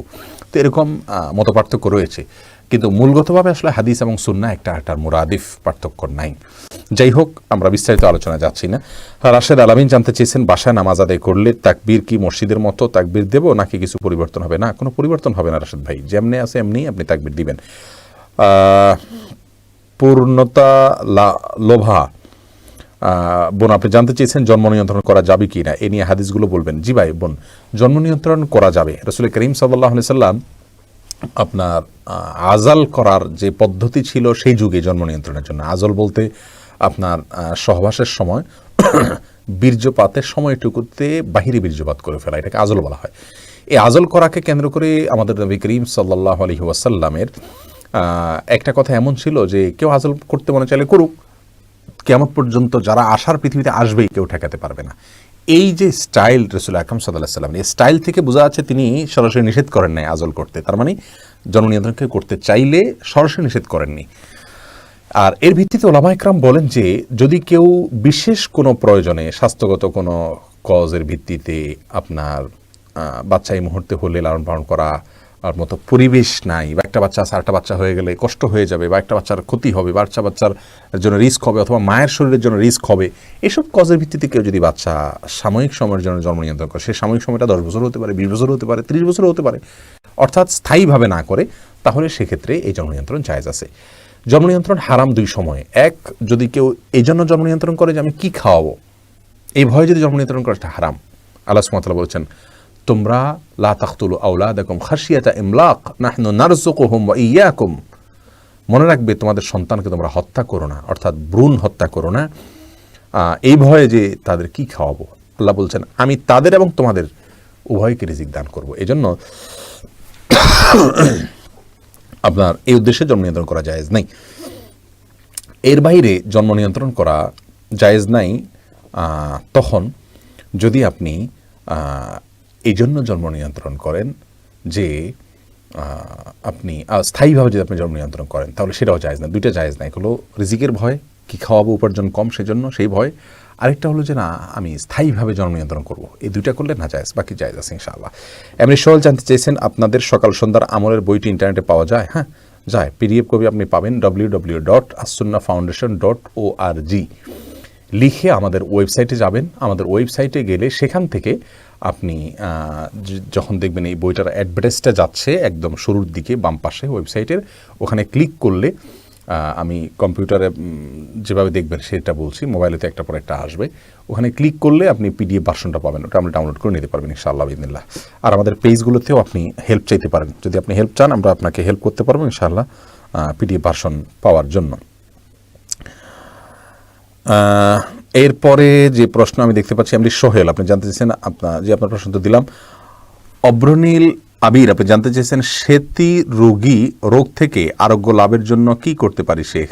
আমি জানি না সেতি রোগ থেকে আরোগ্য লাভের উপায়, আল্লাহ তাআলা আপনার জন্য সহজ করুক। হাসিব ইব্রাহিম জানতে চেয়েছেন আমি কিভাবে জেনারেল স্টাডি সহ ইসলামিক স্টাডি পড়বো। জেনারেল স্টাডিজ পাশাপাশি যদি পড়তে চান তাহলে ইসলামের বেসিক বিষয় ধারণার জন্য আপনাকে ডক্টর খন্দকার আব্দুল্লাহ জাহাঙ্গীর রহমাহুল্লাহর যে বইগুলো আছে সেগুলো আপনি আমি বলবো আপনি কিনে পড়তে থাকুন ধারাবাহিকভাবে, ইনশাআল্লাহ বিদিনিল্লাহ আপনার জন্য সহজ হবে। আর আপনি একাডেমিক ইসলামিক নলেজ যদি নিতে চান তাহলে আপনাকে আরবি ভাষা আগে জানতে হবে, আর সেটার জন্য আপনি বিভিন্ন কোর্স আছে অনলাইনে, সেই কোর্সগুলো আপনি করতে পারেন। ডক্টর বেলাল ফিলিপসের যে অনলাইন বিশ্ববিদ্যালয় সেখানে কোর্স আছে, আমাদের দেশীয় অনেকগুলো অনলাইন কোর্স আছে, সেগুলোতে আপনি আরবিক ল্যাঙ্গুয়েজটা আগে শিখতে হবে, তারপর আপনি অন্যান্য ক্ষেত্রে ঢুকতে পারবেন খুব সহজে ইনশাআল্লাহ বিদিনিল্লাহ। এরপরে এমডি কবির ভাই জানতে চেয়েছেন এক হাতে পানি পান করা যাবে কিনা? যাবে, দুই হাতে পানি পান করতে কোনো বাধ্যবাধকতা নাই। নাজদিন সুলতানা পুষ্প জানতে চেয়েছেন উত্তম জীবনসঙ্গী তথা ভালো বিয়ের জন্য কি আমল করতে হবে?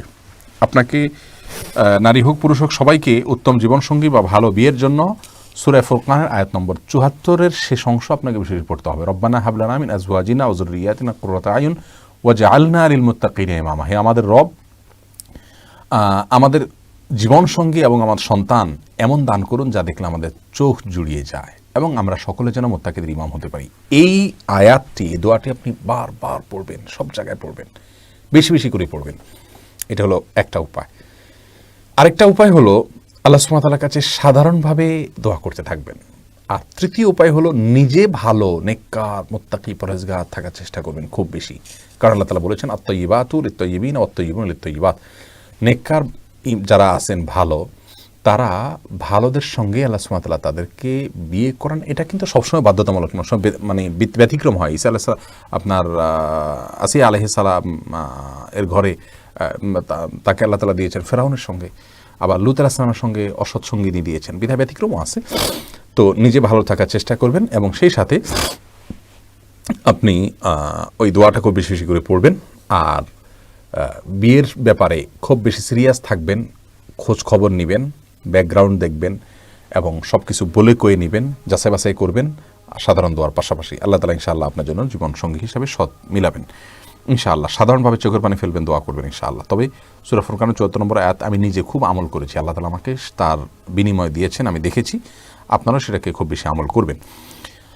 এরপরে আসমাউল হোসনা আইডি থেকে প্রশ্ন করেছেন, আমার অনেক হিন্দু ধর্মের বান্ধবী আছে, আমি কি তাদের বাড়িতে গিয়ে কোনো খাবার খেতে পারবো?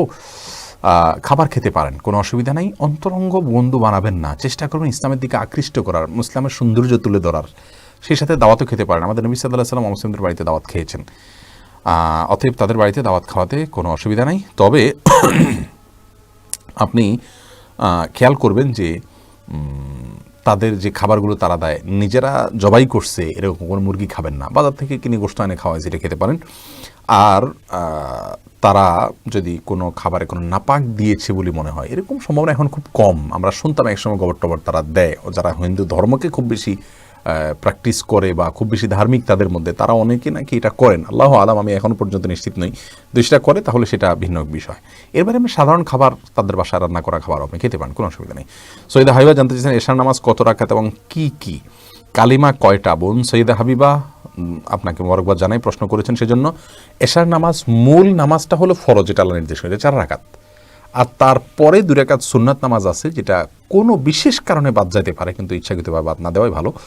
আর তারপরে 3 রাকাত ভিতরে আপনি পড়বেন। তাহলে আমরা 4 হলো মূল, তার সাথে এডিশনাল 2 সুন্নাহ। আপনি 4 মূলটা পড়লে আপনি এশার নামাজ পড়ে ফেলছেন, এটা ধরা যাবে। তারপর আর 2 আর সাথে 3 রাকাত ভিতরে আপনি পড়লেন। এশার আগে 4 রাকাত নফল আছে এক্সট্রা, সুযোগ হলে পড়বেন, না হলে নাই, এটা বাধ্যতামূলক না। আর 2 রাকাত সুন্নাতের পরে আরও 2 রাকাত সুন্নাত আছে, সেটাও নফল এক্সট্রা, যদি পড়তে পারেন ভালো, না হলে কোনো অসুবিধা নেই, কিন্তু মূল নামাজ 4 রাকাত। আর কালিমার কথা বলছেন, কালিমা বলতে আমাদের দেশে আসলে কালিমাকে অনেক ভাগ করা হয়, এই ভাগগুলো হাদিসিভাবে আসে নাই আসলে। আমরা বলতে পারি কালিমাতুশ শাহাদা, আল্লাহ সুবহানাহু ওয়া তাআলার প্রতি সাক্ষ্য দিচ্ছি এই মর্মে যে কালিমা আশহাদু আল্লা ইলাহা ইল্লাল্লাহ ওয়া আশহাদু আন্না মুহাম্মাদার রাসূলুল্লাহ, এই কালিমাটাকে আবার কোরআনে তাইয়্যিবা বলা হয়েছে। অর্থাৎ সাক্ষ্য দিচ্ছি, এই ভাষ্যটা যদি না থাকে, শুধু লা ইলাহা ইল্লাল্লাহ মুহাম্মাদুর রাসূলুল্লাহ, আল্লাহ ছাড়া সত্যিকার কোনো মাবুদ নাই, মুহাম্মদ সাল্লাল্লাহু আলাইহি ওয়াসাল্লাম আল্লাহর রাসূল, এই মূল যে থিমটা, এটাকে বলা হয় কালিমাতুন তাইয়্যিবাতুন, অর্থাৎ পবিত্র বাক্য। আর এটাকে যখন আমি সাক্ষ্য দিচ্ছি এই কথার মর্মে, তখন এটাকে বলা হয় সাক্ষ্য দেওয়ার কালিমা, বাক্য, জিনিস কিন্তু একই। আর এটাকেই আমাদের সমাজে আপনার কালিমায়ে তামজিদ, কালিমায়ে তাওহীদ, বিভিন্ন রকমের নাম দেওয়া হয়, জিনিস একটাই কিন্তু ঘুরিয়ে ফিরিয়ে বিভিন্ন ফরম্যাটের নাম দেওয়া হয়। এগুলো কোনো গুরুত্বপূর্ণ বিষয় নয়। মোহাম্মদ মাইনুদ্দিন, আপনি জানতে চেয়েছেন, আমি বিড়াল পালি, সালাতের সময় সামনে দিয়ে যায়, আবার পাশে বসে থাকে, এতে কি সালাত নষ্ট হবে? না, এতে সালাত নষ্ট হবে না। একেএম শাহেদ রাহি জানতে চেয়েছেন, রাতে ঘুমানোর সময় কি হাফ প্যান্ট পরা যাবে? হাফ প্যান্ট পরে ঘুমাতে পারেন, কোনো সমস্যা নাই। যদি কাঁথার ভিতরে থাকেন, আপনার রুমে থাকেন, কেউ না দেখে, আপনার হাঁটু, রান, এগুলা অন্য কেউ দেখা উচিত না। অন্য কেউ দেখে সেরকম যদি হয় তাহলে সমস্যা হবে। আপনি অন্য কেউ দেখেন, আপনি একা আছেন আপনার রুমে, তাহলে সমস্যা নেই। যদিও আরবিয়ান স্কলারদের মধ্যে, অনেক ওলামাদের মধ্যে রান এটা সতর না, যার কারণে তাদের মধ্যে তো সমস্যাই নেই, কিন্তু আমাদের ওলামা ইকরামের মধ্যে রান সতর যেহেতু, অতএব আপনি একাকী কোনো রুমে থাকলে পড়তে পারেন, কোনো অসুবিধা নেই। ফেসবুকে এই ধরনের চ্যাটিংয়ে সালাম দেওয়া কি ঠিক? সালাম দিতে দোষের কিছু না, মুসলমান কথা বলা আগে সালাম দিবে, সেটা ফেসবুকে হোক আর বাইরে হোক। ছেলেদের হলুদ ও লাল রঙের কাপড় পরার নিয়ম কি? হলুদ এবং লাল রঙের কাপড় পরা নিষেধ, পরবে না। ছেলেরা কি গলায় ও হাতে রূপার চেইন বা ব্রেসলাইট পরতে পারবে কিনা? রূপার চেইন ব্রেসলাইট পরতে পারবে, সমস্যা নেই। সাকিব প্রশ্ন করেছেন, ক্রেডিট কার্ড দিয়ে ফার্নিচার কেনা কি জায়েজ আছে? 0% ইন্টারেস্টে ক্রেডিট কার্ড আমার না, আমি অন্যের মাধ্যমে শুধু মাসে মাসে তাকে কিস্তির টাকা দিব। ক্রেডিট কার্ড নেওয়ার বিষয়ে একটা ভিডিও আমাদের এই পেজে আপনি দেখবেন, আছে। ইসলামী অর্থনীতিবিদ, পিএইচডি করছেন মালয়েশিয়াতে, ইউসুফ সুলতান ভাই, অনেক বড় একজন আলিম, তিনি এটার উপর আলোচনা করেছেন। বিনা প্রয়োজনে ক্রেডিট কার্ড ইউজ করা ঠিক না। ইসলামী ব্যাংকগুলো থেকে ক্রেডিট কার্ড নিতে পারেন, তবে আপনি কখনো আপনার চেষ্টা করবেন যে আপনার ক্রেডিট কার্ড কেনা বেচার পরে যে মুনাফা দিতে হয় বাকি কেনার পরে, সেটা যেন দিতে না হয়। এই জন্য ক্রেডিট কার্ডে আপনি যদি ফার্নিচার কিনেন এবং কিস্তিতে দেন, এই সম্পর্কে আমি বিস্তারিত জানি না যে সেখানে আপনার ক্রেডিট কার্ডে কিনেছেন সেজন্য আপনাকে এক্সট্রা পে করতে হয় কি না। আপনি সুবিধা পাচ্ছেন ঠিক আছে, কিন্তু সেখানে ইন্টারেস্ট ক্রেডিট কার্ডে পরে যে পে করছেন এই জন্য ইন্টারেস্ট দিতে হয় কিনা। যদি ইন্টারেস্ট দিতে না হয় তাহলে কোনো অসুবিধা নেই।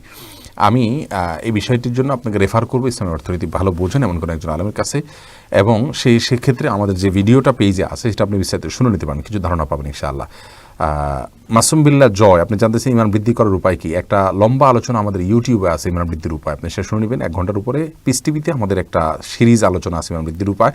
আল্লাহ সুবহানাহু ওয়া তাআলার আয়াতগুলোকে, নিদর্শনগুলোকে খুব বেশি অধ্যয়ন করবেন, পড়বেন, স্টাডি করবেন, এবং আল্লাহর কোরআনকে খুব বেশি পড়বেন, এটা ইমান বৃদ্ধি করার অন্যতম একটা উপায়। সাব্বির হোসেন জানতে চেয়েছেন, সকাল সন্ধ্যার পঠিতব্য দোয়াগুলি ফজর এবং আসর সালাতের পঠনীয় দোয়ার পর পড়া যাবে কিনা? যাবে। আব্দুল্লাহ রাজু প্রশ্ন করেছেন, বিবাহিত জীবনের চ্যালেঞ্জ কি? কিভাবে কম খরচে পরিবার চালানো যায়? কম খরচে পরিবার চালানোর জন্য সবচেয়ে সহজ উপায় হলো এমন একজন জীবনসঙ্গী গ্রহণ করা যিনি মিতব্যয়ী, যিনি সবর করতে জানেন, যার কোনো চাহিদা নাই। এটা তার লাইফস্টাইল থেকে, এটা তার মন মানসিকতা থেকে বোঝা যাবে কিছুটা হলেও। এটা হলো সবচেয়ে বড় উপায়, তার পক্ষ থেকে সাপোর্টটা হলো সবচেয়ে বড় সাপোর্ট। আর এর বাইরে নিজের মধ্যেও চাহিদা কমাইতে হবে, এবং এমন শুধুমাত্র স্ত্রী বা স্বামী নয়, এমন পরিবারে যেতে হবে যাদের মধ্যে দিনের বুঝটা অনেক বেশি আছে, যারা দিনের রিয়াল বুঝটা তাদের মধ্যে আছে, এবং তারা দুনিয়াবি চাহিদা তাদের ভিতরে খুব একটা নাই। এটা আপনি যত বেশি নিশ্চিত করতে পারবেন, তত ইনশাল্লাহ এই বিষয়টি আপনার জন্য নিশ্চিত হবে, আপনি ভালো জীবনসঙ্গী পাবেন। স্বপ্নদোষ বেশি হলে করণীয় কি? স্বপ্নদোষ যদি বেশি হয় তাহলে এটা দোষের কিছু না, কিন্তু আপনি চিকিৎসক ডাক্তার দেখাবেন, শারীরিক দুর্বলতার কারণে অনেক সময় বেশি হয়। আর বিবাহিত জীবনের চ্যালেঞ্জ, এটা তো একটা খরচের বিষয়টা আছে, ভ্যারি করে, এক একজনের জন্য এক রকমের চ্যালেঞ্জ হয়। তো খরচের বিষয়টা অনেকের জন্য চ্যালেঞ্জ আছে। সবচেয়ে বড় সমস্যা হয় হলো বোঝাপড়ার সমস্যা। আর এই জন্যই দিনকে বুঝে এরকম একজন মানুষ দরকার, আর আপনার নিজে সবরের মানসিকতা 100% থাকতে হবে, তাহলে আপনি দেখবেন যে চ্যালেঞ্জগুলো সবগুলো আপনি ওভারকাম করতে পারছেন। সোহান নামের অর্থ কি? আমি জানি না, এটা বোধহয় আরবি নাম নয়। ফরহাদ সরকার জানতে চেয়েছেন, স্বপ্নদোষ বেশি হলে বলেছি আপনার এটা। মোহাম্মদ শাকিল জানতেছেন, পাত্রী দেখতে গেলে কি কি প্রশ্ন করা যেতে পারে? পাত্রী দেখতে গেলে বিশেষ কোনো প্রশ্ন নয়, আপনি তার দিনদারিতাকে যাচাই করার চেষ্টা করুন। আগে এই জন্য সব কিছুর আগে আপনি নিজেকে আগে দিনদার হইতে হবে। আপনি যদি নিজে দিনদার হন তাহলে আপনি তার দিনদারির ইন্টারভিউ নিতে পারবেন, দিনদারির বিষয়ে তাকে আপনি প্রশ্ন করতে। আপনি নিজে যদি দিনের ক্ষেত্রে অগ্রসর না থাকেন তাহলে আপনি তাকে কীভাবে প্রশ্ন করবেন? এই জন্য তাকে ইসলামকে সে কতটা প্র্যাকটিস করতে পারে সেটা জানার চেষ্টা করবেন। আপনি তাকে বোঝার চেষ্টা করবেন যে সে কোরআন জানে কি না, প্রয়োজনে পরীক্ষা করবেন, হাদিস জানে কি না, এবং রাসূল আকরাম সাল্লাল্লাহু আলাইহি সাল্লাম এবং পূর্বসূরীদের দুনিয়া বিমুখতার বিষয়গুলো তার কাছে জানার চেষ্টা করবেন, তার দুনিয়ার চাহিদা কী সেটা জানার চেষ্টা করবেন। এবং এটা শুধু একটা সাক্ষাৎকার থেকেই বোঝা যাবে তা নয়, তার লাইফ স্টাইল সম্পর্কে যারা জানে তাদের কাছ থেকে আপনি জানতে পারবেন, এবং তার পরিবারের যে চলাফেরার ধরন সেখান থেকে অনুমান করতে পারবেন। এই জন্য খুব যাচাই বাছাই করে দেখে শুনে খোঁজখবর নিয়ে বিয়ে করা উচিত। আর প্রাথমিকভাবে আপনি সাক্ষাৎকারে তার কোরআন হাদিস পড়াশোনা করা এবং দুনিয়াবি চাহিদা এই বিষয়গুলো আপনি তাকে জিজ্ঞাসা করতে পারেন। আল্লাহ তাআলা সহজ করুন। ইমরান চৌধুরী জানতেছেন ফরজ গোসলের বিধান কি? ফরজ গোসলের বিধান তো বিধান তো আপনি নিজেই বলে দিয়েছেন। ফরজ গোসলের বিধান, ফরজ গোসল করাটা কি এটা তো আপনি নিজেই বলছেন। ফরজ গোসলের বিধান ফরজ কীভাবে করবেন সেটা যদি আপনি জানতে চান তাহলে বলবো যে শরীরের যে জায়গাগুলো নাপাক আছে সেগুলো আগে ধুয়ে ফেলবেন, এরপরে উজু করার মতো করে আগে উজু করবেন, এটা সুন্নাত। আর যদি নাও করেন অসুবিধা নেই, পুরো শরীরে একবারে মাথাতে পা পর্যন্ত সমস্ত জায়গায় পানি পৌঁছায় দিবেন বাহ্যিক অঙ্গগুলোতে, বাস এতে আপনার গোসল ফরজ আদায় হয়ে যাবে। কুলি করবেন, গড়গড়া করবেন, নাকে পানি দিবেন। এমডি মামুন জানতে চেয়েছেন কেবলার দিকে পা দিয়ে শোয়া যাবে কিনা? অনুচিত। এটা আমাদের সমাজে কারোর দিকে পা দেওয়াটাকে অভদ্রতা বলা হয়, মনে করা হয়। এটা ভদ্রতা এটা সমাজের উপর নির্ভর করে, সামাজিক কালচারের উপর নির্ভর করে। এরাবাইনদের ওখানে পা বাপের দিকে ছেলে দিয়ে থাকে, ছেলের দিকে বাপ দিয়ে থাকে, এটাকে ওরা দোষে মনে করে না, ওদের জন্য এটা দোষণীয় নয়। কিন্তু আমাদের সমাজে এটা দোষণীয়, যার কারণে এটা না করতে পারলে ভালো হয়। কিন্তু কোনো দেশে কোথাও সরাসরি নিষেধ নাই, কেউ যদি কেবলার দিকে পা দিয়ে শোয় কোনো গুনাহ হবে এটা কেউ বলতে পারবে না, কারণ কোথাও নিষেধ নাই, এটা আদবের ব্যাপার। ইঞ্জিনিয়ার এমডি শাহিন আলম জানতেছেন যৌন শক্তি বৃদ্ধির কোনো দোয়া আছে কিনা কোরআন হাদিসে? না ভাই, আমার জানা মতে কোনো দোয়া নাই, ডাক্তারের শরণাপন্ন হতে পারেন। জাহাঙ্গীর আলম খান জানতে চেয়েছেন তালাকপ্রাপ্ত নারীর সঙ্গে কথা বলা জায়েজ আছে কিনা? তালাকপ্রাপ্ত নারীর সাথে প্রয়োজনীয় কথা আপনি বলতে পারেন, কিন্তু আল্লাহ মাফ করুক, কম প্রয়োজনীয় কথাও যদি আপনি বলেন তাহলে সেক্ষেত্রে আস্তে আস্তে শয়তান আপনাকে বাজে দিকে নিতে পারে। আল্লাহ বলেছেন লা তাগাবুজুনা, জেনার কাছেও যেও না, সেজন্য বিনা প্রয়োজনে বা কম প্রয়োজনে তার সাথে কথা বলবেন না। মুর্তজা শাহরিয়ার জানতে চেয়েছেন কাফিরদের দেশে কি মাইগ্রেশন করা যাবে বা শিক্ষা অর্জনের জন্য যাওয়া যাবে? বেসিক বিধান তো যাওয়া যাবে না, হাদিসে নিষেধ আছে। এবং সেখানে গেলে সবচেয়ে বড় সমস্যা হলো আপনি তাদের দ্বারা প্রভাবিত হবেন, এটা বাস্তবতা। ম্যাক্সিমাম মানুষ প্রভাবিত হয়, আল্লাহ কিছু মানুষ বান্দাকে আল্লাহ তাআলা হেফাজত রাখেন। আর যদি অমুসলিম দেশে মুসলিম সোসাইটি গড়ে ওঠে তাহলে সেখানে আপনি থাকতে পারেন, যেতে পারেন। আমি ব্যক্তিগতভাবে এটাকে জায়েজ মনে করি। তবে সেখানে থাকা খাওয়ার ক্ষেত্রেও আপনি স্থায়ীভাবে থাকার জন্য হয়তো আপনি পাসপোর্ট নিয়ে রাখলেন, কিন্তু বসবাসের জন্য পরবর্তী প্রজন্মকে স্থায়ীভাবে আপনি সেখানে বসবাস না করার পরামর্শ আপনাকে দিব। কারণ হলো অমুসলিম দেশগুলোতে 1-2টা জেনারেশন ঠিক থাকলেও পরবর্তীতে পরিবেশের প্রভাবে পরবর্তী জেনারেশনগুলো নষ্ট হয়ে যাওয়ার এবং কাফের হয়ে যাওয়ার আশঙ্কা অনেক বেশি থাকে। তো অনেক অমুসলিম দেশ আছে যেগুলোতে পুরো এলাকা জুড়ে মুসলিমদের সোসাইটি গড়ে উঠেছে, সেখানে থাকা যেতে পারে। তারপরেও মুসলিম প্রধান দেশে বসবাস করাই হলো পরবর্তী প্রজন্মের ঈমানকে রক্ষার জন্য অধিকতর নিরাপদ। এমডি বিপুল রাইহান জানতে চেয়েছেন নামাজের সময় বিভিন্ন রকম চিন্তা মাথায় আসে, কি করব? চিন্তা করবেন না, আল্লাহ তাআলা আপনার জন্য সহজ করুক। অনেকগুলো আমল আছে এই জন্য, সালাতে মনোযোগ রক্ষা করার 33টি আমল, 31টি উপায়, 31 বা 33 আমি ভুলে গেছি। এরকম একটা আর্টিকেল আমাদের আছে, আপনি গুগলে সার্চ দিলে এখনও পেতে পারেন। সোহেল রানা, বিয়ে কি সুন্নাহ নাকি ফরজ? ভাই সোহেল রানা, ফরজও না সুন্নাহও না, সাধারণ অবস্থাতে বিয়ে সুন্নাহ, এটা ভ্যারি করে, ফরজ না সুন্নাহ না। এই জন্য বললাম যে সর্বাবস্থা সুন্নাহ না, সর্বাবস্থা ফরজ না, সাধারণ অবস্থা সুন্নাহ। সাধারণ অবস্থা কোনটা? যে আমি বিয়ে করতে পারি, আর্থিক সঙ্গতি আছে, শারীরিক সঙ্গতি আছে, আর না করলেও অসুবিধা নাই, আমি কোনো গুনাহে লিপ্ত হওয়ার ভয় নাই, এরকম লেভেল পরিস্থিতিতে আপনার জন্য বিয়ে করা সুন্নাহ। কারণ নবী সাল্লাল্লাহু আলাইহি ওয়াসাল্লাম বলেছেন আন-নিকাহু মিন সুন্নতি, বিবাহ আমার সুন্নাহর অন্তর্ভুক্ত। আর যে ব্যক্তি বিয়ে করার সঙ্গতি আছে কিন্তু বিয়ে না করলে তিনি গুনাহে লিপ্ত হয়ে যাবেন, তার জন্য বিয়ে করা জরুরি। আর যে ব্যক্তি বিবাহ করার শারীরিক সঙ্গতি নাই অথবা আর্থিক সঙ্গতি নাই, এই ব্যক্তির জন্য বিয়ে না করাই উচিত, কারণ সে বিয়ে করলে হক নষ্ট করবেন। এই জন্য ভ্যারি করে বলেছি বিয়ের বিধানটি। পাপিয়া আজাদ লোপা জানতেছেন মেয়েদের নামাজের নিয়মে পার্থক্য কোথায়? পুরুষদের সাথে বেসিক পার্থক্য আসলে নাই, পদ্ধতিগত পার্থক্য, মেয়েরা কিছুটা জড়সড় হয়ে থাকবেন, এর বাইরে অন্য পার্থক্য নিয়ে ওলামাদের ভিতরে মত পার্থক্য আছে। তবে এই পার্থক্যগুলো যদি আপনি রক্ষা করেন অথবা না করেন, পৃথিবীর কোনো আলেমের মতো আপনার নামাজ হবে না, বিষয়টা সেরকম না। এটা নিয়ে আমরা অনেক বেশি পেরেশানি থাকা উচিত না।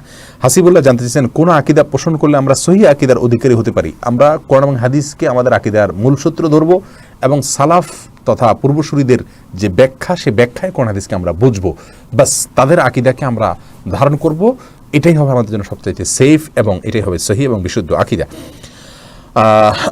মুহাইমিনুল ইসলাম জানতেছেন, চাকরি পাওয়ার জন্য কোনো আমল বা দোয়া আছে কিনা? চাকরি পাওয়ার জন্য বিশেষ কোনো আদালত, তবে রিজিক বৃদ্ধির জন্য দোয়া আছে, আত্মীয়স্বজনের সাথে সুসম্পর্ক রক্ষা করা এবং 5 ওয়াক্ত সালাতের পরপর মসজিদ থেকে বের হয়ে কাজে বের হয়ে চলে যাওয়া, আল্লাহর কাছে বিশেষভাবে দোয়া করা, প্রার্থনা করা এবং আরও অনেকগুলো উপায় আছে। আমাদের একটা ভিডিও আছে, দেখে নেবেন ইনশাআল্লাহ। এই পেজে এবং চ্যানেলে আমাদের সব ভিডিওগুলো পাওয়া যায়। মরিয়মা হাসান হাফসা, আপনি জানতে চেয়েছেন গোপন বিয়ে কতটুকু জায়েজ? না, বিয়ে গোপন না, গোপন বিয়ে জায়েজ নেই। বিয়ে করতে হবে প্রকাশ্যে। নবী সাল্লাল্লাহু আলাইহি ওয়াসাল্লাম বলেছেন, আলিনু হাদান নিকাহ, এই বিয়েকে তোমরা প্রচার করো, ফাইন্নাহু নিকাহ ওয়ালা সাফাহ আও ওয়ালাইসা বিসাফাহ। এটা কোনো জেনা নয় যে চুপে চাপে করার জিনিস, বিবাহ। এই জন্য এটাকে প্রকাশ করো, প্রকাশ্যে করতে হবে। গোপন বিয়ে জায়েজ নেই ইসলামী শরীয়তে। শাহ এমডি জাহিদুল হাসান জানতে চেয়েছেন, দেনমোহরের টাকার বদলে স্বর্ণ দিয়ে বিয়ে করা যাবে কিনা? হ্যাঁ, স্বর্ণ দিলেই হবে, সম্পদ দিলেই হবে যে কোনোটা। নুসরাত জাহান মিমি জানতেছেন, আমার ভাই বাবা মার জোর করাতে করোনার কারণে বাসায় 2 সপ্তাহ নামাজ পড়ছে, এতে কি গুনাহ হবে? না, গুনাহ হবে না, বরং করোনার কারণে বাসায় নামাজ পড়লে আল্লাহ তাআলা জামাতের সওয়াব দিবেন ইনশাআল্লাহ। নিজম সন্তান জানতে চেয়েছেন, দেনমোহর নিয়ে কিছু বলেন। দেনমোহর আদায় করা ফরজ, আবশ্যক। যারা আদায় করছেন না তারা অপরাধী থাকছেন। দেনমোহর ঠিক করবেন ছেলে। এবং মেয়ের যে সামাজিক অবস্থান আছে, এই মেয়ের এই সমাজে যেরকম মর্যাদায় বা যেরকম মহারণা ধার্য করা হয়, সেই মাপের মহারণা ধার্য করার দাবি মেয়েরা করতেই পারে। কিন্তু বিয়েতে যত মহারণা কত কম হয় তত বেশি বরকতপূর্ণ হয়। এই জন্য মেয়েদের পক্ষ থেকেও ছাড় দেওয়া উচিত, আর ছেলেরাও যেটা ধার্য করবে এটা দেওয়ার মানুষকে থাকা উচিত।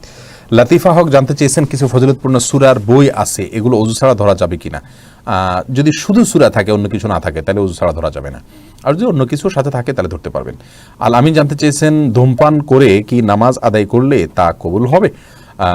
কবুল হয়তো আল্লাহ তাআলা করতে পারেন, কিন্তু এটা গুনাহ হবে, এই জন্য এমনটি করা উচিত না। এটা লবণ ছাড়া তরকারির মতো, খাইলে ক্ষুধা মিটবে কিন্তু খেয়ে আপনি স্বাদ পাবেন না। ইয়াসিন আরফাত জানতে চেয়েছেন, মাগুর মাছ খাওয়া হালাল হবে কি না হারাম হবে?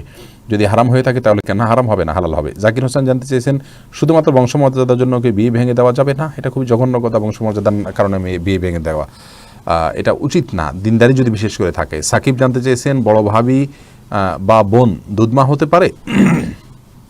হ্যাঁ, দুধ যদি ছোটবেলা পান করেন, যারটাই পান করবেন তার সাথে দুধমার সম্পর্ক হয়ে যাবে।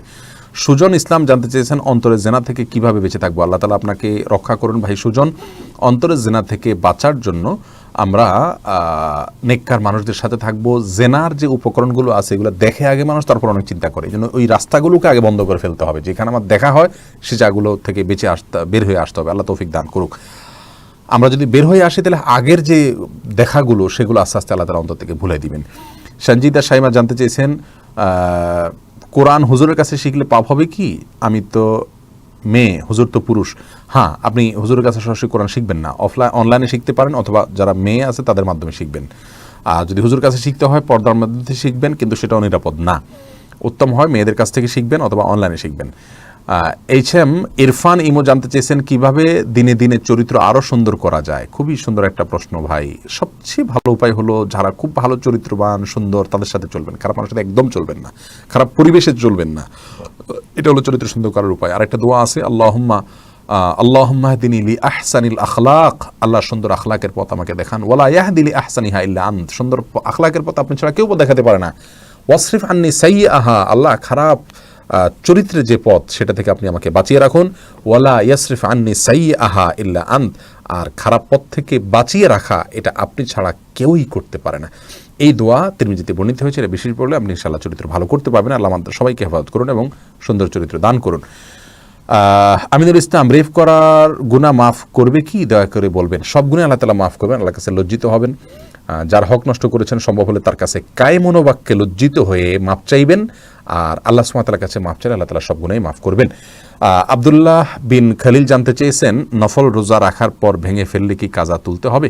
প্রিয় দর্শক, ইতিমধ্যে 1 ঘন্টা কিন্তু পার হয়ে গেছে আমাদের, কিন্তু তারপরও আমরা আরেকটু কন্টিনিউ করব, কারণ আজকে যুবকদের জন্য স্পেশাল। আমাদের যুবক ভাই বোনরা যেহেতু প্রশ্ন করেছেন, আমি চেষ্টা করি আর 5-7 মিনিটে যতগুলো প্রশ্ন বেশি উত্তর দিয়ে দেওয়া যায়। আর ইনশাল্লাহ আমরা সামনের সপ্তাহে আসবো। করোনা পরিস্থিতি যদি সামনের সপ্তাহ থাকছে, আপনারা সামনের সপ্তাহে একই দিনই আপনারা আমাদের সাথে থাকবেন ইনশাআল্লাহ বিদিনিল্লাহ। শাকিল বিন আব্দুল আজিজ জানতে চেয়েছেন, প্রতি সালাতের শুরুতেই কি সানা পড়তে হবে? হ্যাঁ, পড়া সুন্নাত। আব্দুল্লাহ বিন খালিদ জানতে চেয়েছেন, নফল রোজা রাখার পর ভেঙে ফেললে কি কাজা তুলতে হবে? আমাদের শরীর মতে কাজা করতে হবে, কারণ আল্লাহ তাআলা বলছেন লা তুবতিলু আমালাকুম, কোনো আমলকে নষ্ট করে দিও না, শুরু করলে ওটা শেষ করতে হয়। যদিও আর স্কলারদের মতে কাজা করতে হয় না নফল রোজাকে। মাহমুদুল হাসান মুমু আপনি জানতে চেয়েছেন, বিয়ে করতে মিনিমাম কত টাকা লাগবে? আসলে তো কোনো টাকা লাগার কথা না। বিয়ে করতে বহু সাহাবী আসছেন কোনো সম্পদ ছাড়া, কিন্তু আমাদের সমাজে বিয়ে করতে কিছু পয়সা তো খরচই হয়। আমি আপনাকে আইডিয়া কেমনে দিব বলেন? আপনি যদি একেবারে গ্রামের একেবারে অভাবী ঘরের কোনো মেয়ে বিয়ে করতে চান, তাহলে হয়তো 2-4-5 হাজার টাকা হলে আপনি বিয়ে করতে পারবেন। ইসলামী শরীয়তের দৃষ্টিতে মহরের টাকা হলে আপনি বিয়ে করতে পারবেন, আর উপার্জন করবেন, খাওয়াবেন, নিজে যা খাবেন তাকেও তা খাওয়াবেন। সেভাবে সে ধরনের ফ্যামিলিতে বিয়ে করবেন যাদের চাহিদা কম, আপনার সাথে যার কুফু বা সামঞ্জস্যতা রয়েছে সেরকম করবেন। আব্দুল্লাহ রাজু প্রশ্ন করেছেন, পরিবার থেকে খাবার অন্য মানুষ খায়, পরিবারের অনেক খাবার অন্য মানুষ খায়, তবে পরিবার আমাকে বিয়ে করাতে চায় না, এটা কি ঠিক? না, পরিবার এটা জুলুম করছে রীতিমতো আপনার প্রতি। যদি খাবারের অজুহাত দিয়ে আপনার বিয়ে ঠেকিয়ে রাখে, অন্য মানুষ খাচ্ছে, তাহলে একজন স্ত্রী ক্ষেত্রে সমস্যাটা কোথায়? এটা একটা চিন্তাগত দৈন্যতা আমাদের অভিভাবকদের। আমি তো আমার সন্তানদের ব্যাপারে এই পদ্ধতি অবলম্বন করবো না। লেট ম্যারেজের যে কত প্রকার ক্ষতি আছে, এটা যারা লেট ম্যারেজ করেন পরবর্তী তারা টের পান। আল্লাহ তাআলা আমাদেরকে হেদায়েত দান করুন। দিনের বুঝ নাই, সেজন্য এই সমস্ত আমরা করছি। রিজক আল্লাহ, আল্লাহ তাআলা বলছেন ওয়া মা মিন দাব্বাতিন ইল্লা আল্লাহু রিজকুহা। এটা আমাদের অভিভাবকরা বুঝেন না, তাদেরকে দিনটা বোঝাতে হবে। শালিনা খাতুন জানতে চেয়েছেন, আমি আল্লাহর হেদায়েত পাওয়ার জন্য কি কি করতে পারি? ইহদিনাস সিরাতাল মুস্তাকিম এই দোয়াটা কি সালাতের ভিতরে যখন পড়বেন তখন অর্থ সহকারে বোঝার চেষ্টা করবেন, আল্লাহর কাছে চাইবেন, এবং হেদায়েতের জন্য সাধারণ যে দোয়াগুলো আছে ওগুলো বেশি বেশি করবেন, কোরআন বেশি বেশি পড়বেন, আল্লাহ তাআলা পথ দেখাবেন ইনশাআল্লাহ। ইন্না হাদাল কোরআন ইয়াহদি লিল্লাতি হিয়া আকওয়াম, কারণ কোরআন পথ দেখা মানুষকে। এমডি জামির উদ্দিন জানতে চেয়েছেন, হুজুর স্বপ্নদোষ হলে বিছানা চাদর ধুইতে হবে না কি প্রতিবার? না, ধোয়া লাগবে না, যদি শুকায় যায় বা কোনো কিছু না লাগে কোনো অসুবিধা নেই, তবে ধুয়ে ফেললে ভালো। যদি লেগে যায় দেখেন ওই অংশটুকু ধুয়ে ফেললেও চলবে। আল মুমিন জানতে চেয়েছেন, আমি সুদকে অপছন্দ করি, কিন্তু আমার জমানো টাকা কি করব? জমানো টাকা এটা আপনি কি করবেন, এটা কোনো আলেমের সাথে পরামর্শ করুন, বিভিন্ন বৈধ খাতে লাগানোর মতো কোনো সুযোগ আছে। তানভীর রহমান জানতে চেয়েছেন, মুসলিম হলে কি পাঞ্জাবি পায়জামা পড়তেই হবে, এমন কোনো বিধান আছে? না ভাই, তানভীর এমন কোনো বিধান নাই। যে কোনো পোশাক পরেন, ইসলামিক মানে কোড যেটা আছে পোশাকের জন্য সেগুলো খেয়াল করলেই চলবে। শার্ট প্যান্ট পরেও আপনি থাকতে পারেন, কোনো অসুবিধা নেই। তবে খুব বেশি আঁটো টাইট শার্ট প্যান্ট পরবেন না, খুব বেশি পাতলাও পরবেন না। মেয়েদের জন্য যে বেসিক ইয়েগুলো আছে সেগুলো খেয়াল করবে, অতিরিক্ত পাতলা পড়বে না, ঢেকে ঢুকে পড়বে এবং সৌন্দর্য প্রকাশ করবে না, বাস। এছাড়া কোনো অমুসলিমদের ধর্মীয় আদর্শ লালন করবে না, ফাসেকদের স্টাইল নকল করবে না, এছাড়া যে কোনো পোশাক পরতে পারবেন। মোশতাক এসকে জানতে চেয়েছেন, যুবক বয়সে ইবাদত সম্পর্কে জানতে চাই। আল্লাহু আকবার, শুরুতে আমি বলেছি যুবক বয়সে ইবাদত আল্লাহ সবচেয়ে প্রিয়। যারা যৌবন বয়সে ইবাদত করবেন, বৃদ্ধ বয়সে ইবাদত করতে না পারলে আল্লাহ তাআলা বসায় বসায় তাদেরকে বোনাস ইবাদতের সওয়াব দান করবেন। আর যৌবন বয়সটাকে যদি কেউ নষ্ট করে ফেলেন, আল্লাহ মাফ করুক, বৃদ্ধ বয়সে ইবাদত আল্লাহ কবুল করতেও পারেন, নাও পারেন। এই জন্য যৌবন বয়সে ইবাদত সবচেয়ে গুরুত্বপূর্ণ, আল্লাহর কাছে সবচেয়ে বেশি প্রিয়, এবং আরো নিচে ছায়া পাবেন যারা যৌবনকালে ইবাদত করেন। ফাতেমাতুজ জোহরা জানতে চেয়েছেন, আল্লাহ লেখা লকেট সবসময় গলা পড়তে পারবো কিনা? এটা নিয়ে বাথরুমে যাওয়া উচিত না, অন্য সময় পড়তে পারবেন, তবে গলা কেন ঝুলিয়ে রাখবেন? এটা অন্তরে ধারণ করার জিনিস, গলার ঝুলানোর জিনিস না। রাকিব আল হাসান জানতে চেয়েছেন, ধূমপান করলে কি 40 দিন ইবাদত কবুল হবে না? না, ধূমপানের জন্য না, মদ পান করলে অথবা আপনার কোনো গণকের কাছে গেলে 40 দিন ইবাদত কবুল হবে না, এরকম কথা বলা আছে। ফাহাদ মজুমদার জানতে চেয়েছেন, বিতরের নামাজ না পড়লে কি গুনাহ হবে? গুনাহ হবে, কারণ বিশুদ্ধ মত যেটা ওয়াজিব। আবু তালহা বিজয় জানতে চেয়েছেন, গীবত থেকে কিভাবে বিরত থাকবো? গীবত যাদের কাছে গেলে গীবত হয়, এসব মানুষ থেকে বেঁচে থাকবেন এবং আল্লাহর ভয় অন্তরে জাগ্রত করবেন সবসময়। গীবতের ভয়াবহতাগুলোকে লিখে কোথাও টাঙ্গিয়ে রাখবেন, বারবার শুনবেন, এগুলো নিয়ে আলোচনা, ইনশাআল্লাহ তাআলা হেফাজত করবেন। মেহেদী হাসান সর্দার জানতে চেয়েছেন, সব খাবার কি বসে খেতে হবে? বসে খাবার খাওয়াই হলো আদব, এটা স্বাস্থ্যের জন্য ভালো। তবে দাঁড়িয়ে খেলে যে হারাম হবে ব্যাপারটা সেরকম না, এটা অপছন্দনীয় কাজ কিন্তু হারাম না। ইউএইচ আফনান জানতে চেয়েছেন, মাখরাজ সহ কোরআন পড়ার কি বাধ্যতামূলক? বাধ্যতামূলক বলতে আপনার সাধ্য থাকলে কোরআনকে সুন্দর করে পড়া আপনার জন্য বাধ্যতামূলক। আল্লাহ বলছেন ওয়ারাতিল কোরআন তারতিলা, কোরআনকে সুন্দর করে পড়তে হবে, যতটুকু পারেন ততটুকু। তবে একান্ত না পারলে আপনার সাধ্য যতটুকু কাজটুকু পড়লে ইনশাআল্লাহ আপনার দায় আদা মুক্ত হয়ে যাবে। সম্রাট রাসেল জানতেছেন, কালো জিরা কীভাবে খেতে হবে? যে কোনোভাবে খেতে পারেন, এই অবস্থায় এই পরিস্থিতিতে অন্তত করোনা ভাইরাস থেকে বাঁচার জন্য খাওয়া উচিত খুব বেশি। নাইম খন্দকার জানতেছেন, বয়স 24, তাড়াতাড়ি বিয়ে হওয়ার উপায় কি? চরিত্র ঠিক রাখার জন্য আমরা এর আগে বলেছি কয়েকটা আলোচনাতে, শোনেন আপনি কয়েকটা প্রশ্ন উত্তর। সোনিয়া ওহানা, গর্ভবতী নারীর চেয়ারে বসে টেবিলে সেজদা করে। চেয়ারে বসলে আর টেবিলে বসার দরকার নেই। যদি রুকু সেজদা করতে অসুবিধা হয় তাহলে চেয়ারে বসে আলাদা করতে পারেন, কিন্তু ইশারা দিলেই সেজদা হয়ে যাবে। এরপরে মিথু শেখ জানতে চেয়েছেন, আমাদের দেশে বিয়ে রীতি বিরাজ কি ঠিক? বেশিরভাগই বেঠিক। এ নিয়ে আমাদের একটা আলোচনা আছে আমাদের আসুন্না ফাউন্ডেশনের যে ইউটিউব চ্যানেল, সেখানে আপনি পুরো আলোচনাটা শুনে নিতে পারেন। শামসুন নাহার জানতেছেন, শুক্রবার যদি জুমাবার হয় আর সেটা মনে করে রোজা রাখা জায়েজ হবে কিনা? মাকরু, শুধু শুক্রবার রোজা রাখা, ওইটা মনে রেখে রোজা রাখা মাকরু। বৃহস্পতিবার সোমবার রোজা রাখা সুন্নাত, কিন্তু চাঁদের 13, 14, 15 মধ্যে শুক্রবার পড়ে গেলে ওটা রাখা যাবে, অসুবিধা নেই। জুয়েল আল তৌসিফ জানতে চেয়েছেন, অনলাইনে পহেলা বৈশাখ কিংবা জাতীয় প্রোগ্রামের ছবি সমৃদ্ধ ব্যানার পোস্টার ডিজাইন করে অর্থ উপার্জন হালাল হবে কিনা? না, এটা আপনার যদি বিজাতি কোনো কালচার থাকে তাহলে যাবে না। আর যদি নর্মাল এমনি সাধারণত পয়লা বৈশাখকে কেন্দ্র করে কোনো নর্মাল উইশ থাকে, সেখানে কোনো শিরক বা অশ্লীলতা না থাকে, তাহলে ইনশাআল্লাহ ওটা সরাসরি হারাম হবে না। মুর্শিদা কুলি খান জানতেছেন, ইমান শক্ত করার জন্য কি করা লাগবে? ইমান বৃদ্ধির উপায় আমাদের একটা আলোচনার কথা একটু আগে বলেছি, এক প্রশ্ন উত্তরে দেখে নেবেন। আর কন্টিনিউ করতে পারছেন না প্রিয় দর্শক, একেবারে শেষের দিকে মাত্র 2টি প্রশ্ন আছে আমার সামনে, মানে এই 2টি প্রশ্ন দিয়ে আমি শেষ করব। এখানে সৈয়দ হোসেন, সিআইডি সৈয়দ হোসেন জানতেছেন, বগলের লোম কি কেটে ফেলা ভালো নাকি তুলে ফেলা ভালো? কেটে ফেলা, ছেঁচে ফেলা ভালো, বাকি তুলেও ফেলতে পারেন। খুশ মাহমুদ জানতেছেন, অনলাইনে কীভাবে কোরআন শিখবো? অনলাইনে কোরআন শেখার জন্য অনেকগুলো পদ্ধতি আছে। আমরা আসুন্না ফাউন্ডেশনের তরফ থেকে একটা অ্যাপ তৈরি করার চেষ্টা করছি, যে অ্যাপে আপনার টিচারের কাজ করবে ইনশাআল্লাহ। দোয়া করুন যাতে খুব দ্রুত আমরা সেটা শেষ করতে পারি। এর বাইরেও অনলাইনে কোরআন শিক্ষার অনেকগুলো উপায় এবং পদ্ধতি আপনি সার্চ দিলে পাবেন। আল্লাহ তাআলা তৌফিক দান করুন। প্রিয় দর্শক, আজকে আমরা মোটামুটি শেষ করতে যাচ্ছি। শেষ করার আগে আপনাদেরকে আবার দাওয়াত দিচ্ছি, ইনশাআল্লাহ দেখা হবে আবারও আগামী সপ্তাহে একই দিনে একই সময়, যদি আল্লাহ তাআলা আমাদেরকে হায়াতে বাঁচায় রাখেন। সবাইকে করোনা ভাইরাস থেকে আল্লাহ তাআলা হেফাজত করুক, দোয়া করি। আমার জন্য আপনারা দোয়া করবেন, আমরা আপনাদের জন্য, সকলের জন্য দোয়া করছি। সেই সাথে আরও জানিয়ে রাখছি যে আগামী বৃহস্পতি এবং শুক্র 2 দিন পর পর আমরা ইনশাআল্লাহ একই সময় 7টা থেকে 8টা পর্যন্ত লাইভে থাকছি, আপনাদের সাধারণ যে কোনো মানুষের জন্য, যে কোনো জিজ্ঞাসার জন্য। আর সেই সাথে শনিবার বিরতি দিয়ে আবার রবিবারে আমরা আবারও শিশুদের জন্য সময় দিচ্ছি। শিশুদের সাথে আমরা ইনশাআল্লাহ মনোজ্ঞ সময় কাটাবো। আপনাদের সবাইকে সেটা উপভোগ করার জন্য দাওয়াত দিলাম। আর এই দিনটি যুবকদের জন্য। আমরা সপ্তাহে 4 দিন এখন লাইভে আসছি। আল্লাহ তাআলা আমাদের সবাইকে একসঙ্গে থাকার তৌফিক দান করুন। এখানে যেভাবে একত্রে আসি, জান্নাতে আল্লাহ তাআলা একত্র করুন। করোনা পরিস্থিতির ভয়াবহতা থেকে আল্লাহ তাআলা আমাদের মতো গরিব দেশকে হেফাজত করুন। আমাদের অনেক অর্বাচীনদের অপরাধের কারণে আমাদের জন্য আল্লাহ তাআলা শাস্তি না দেন।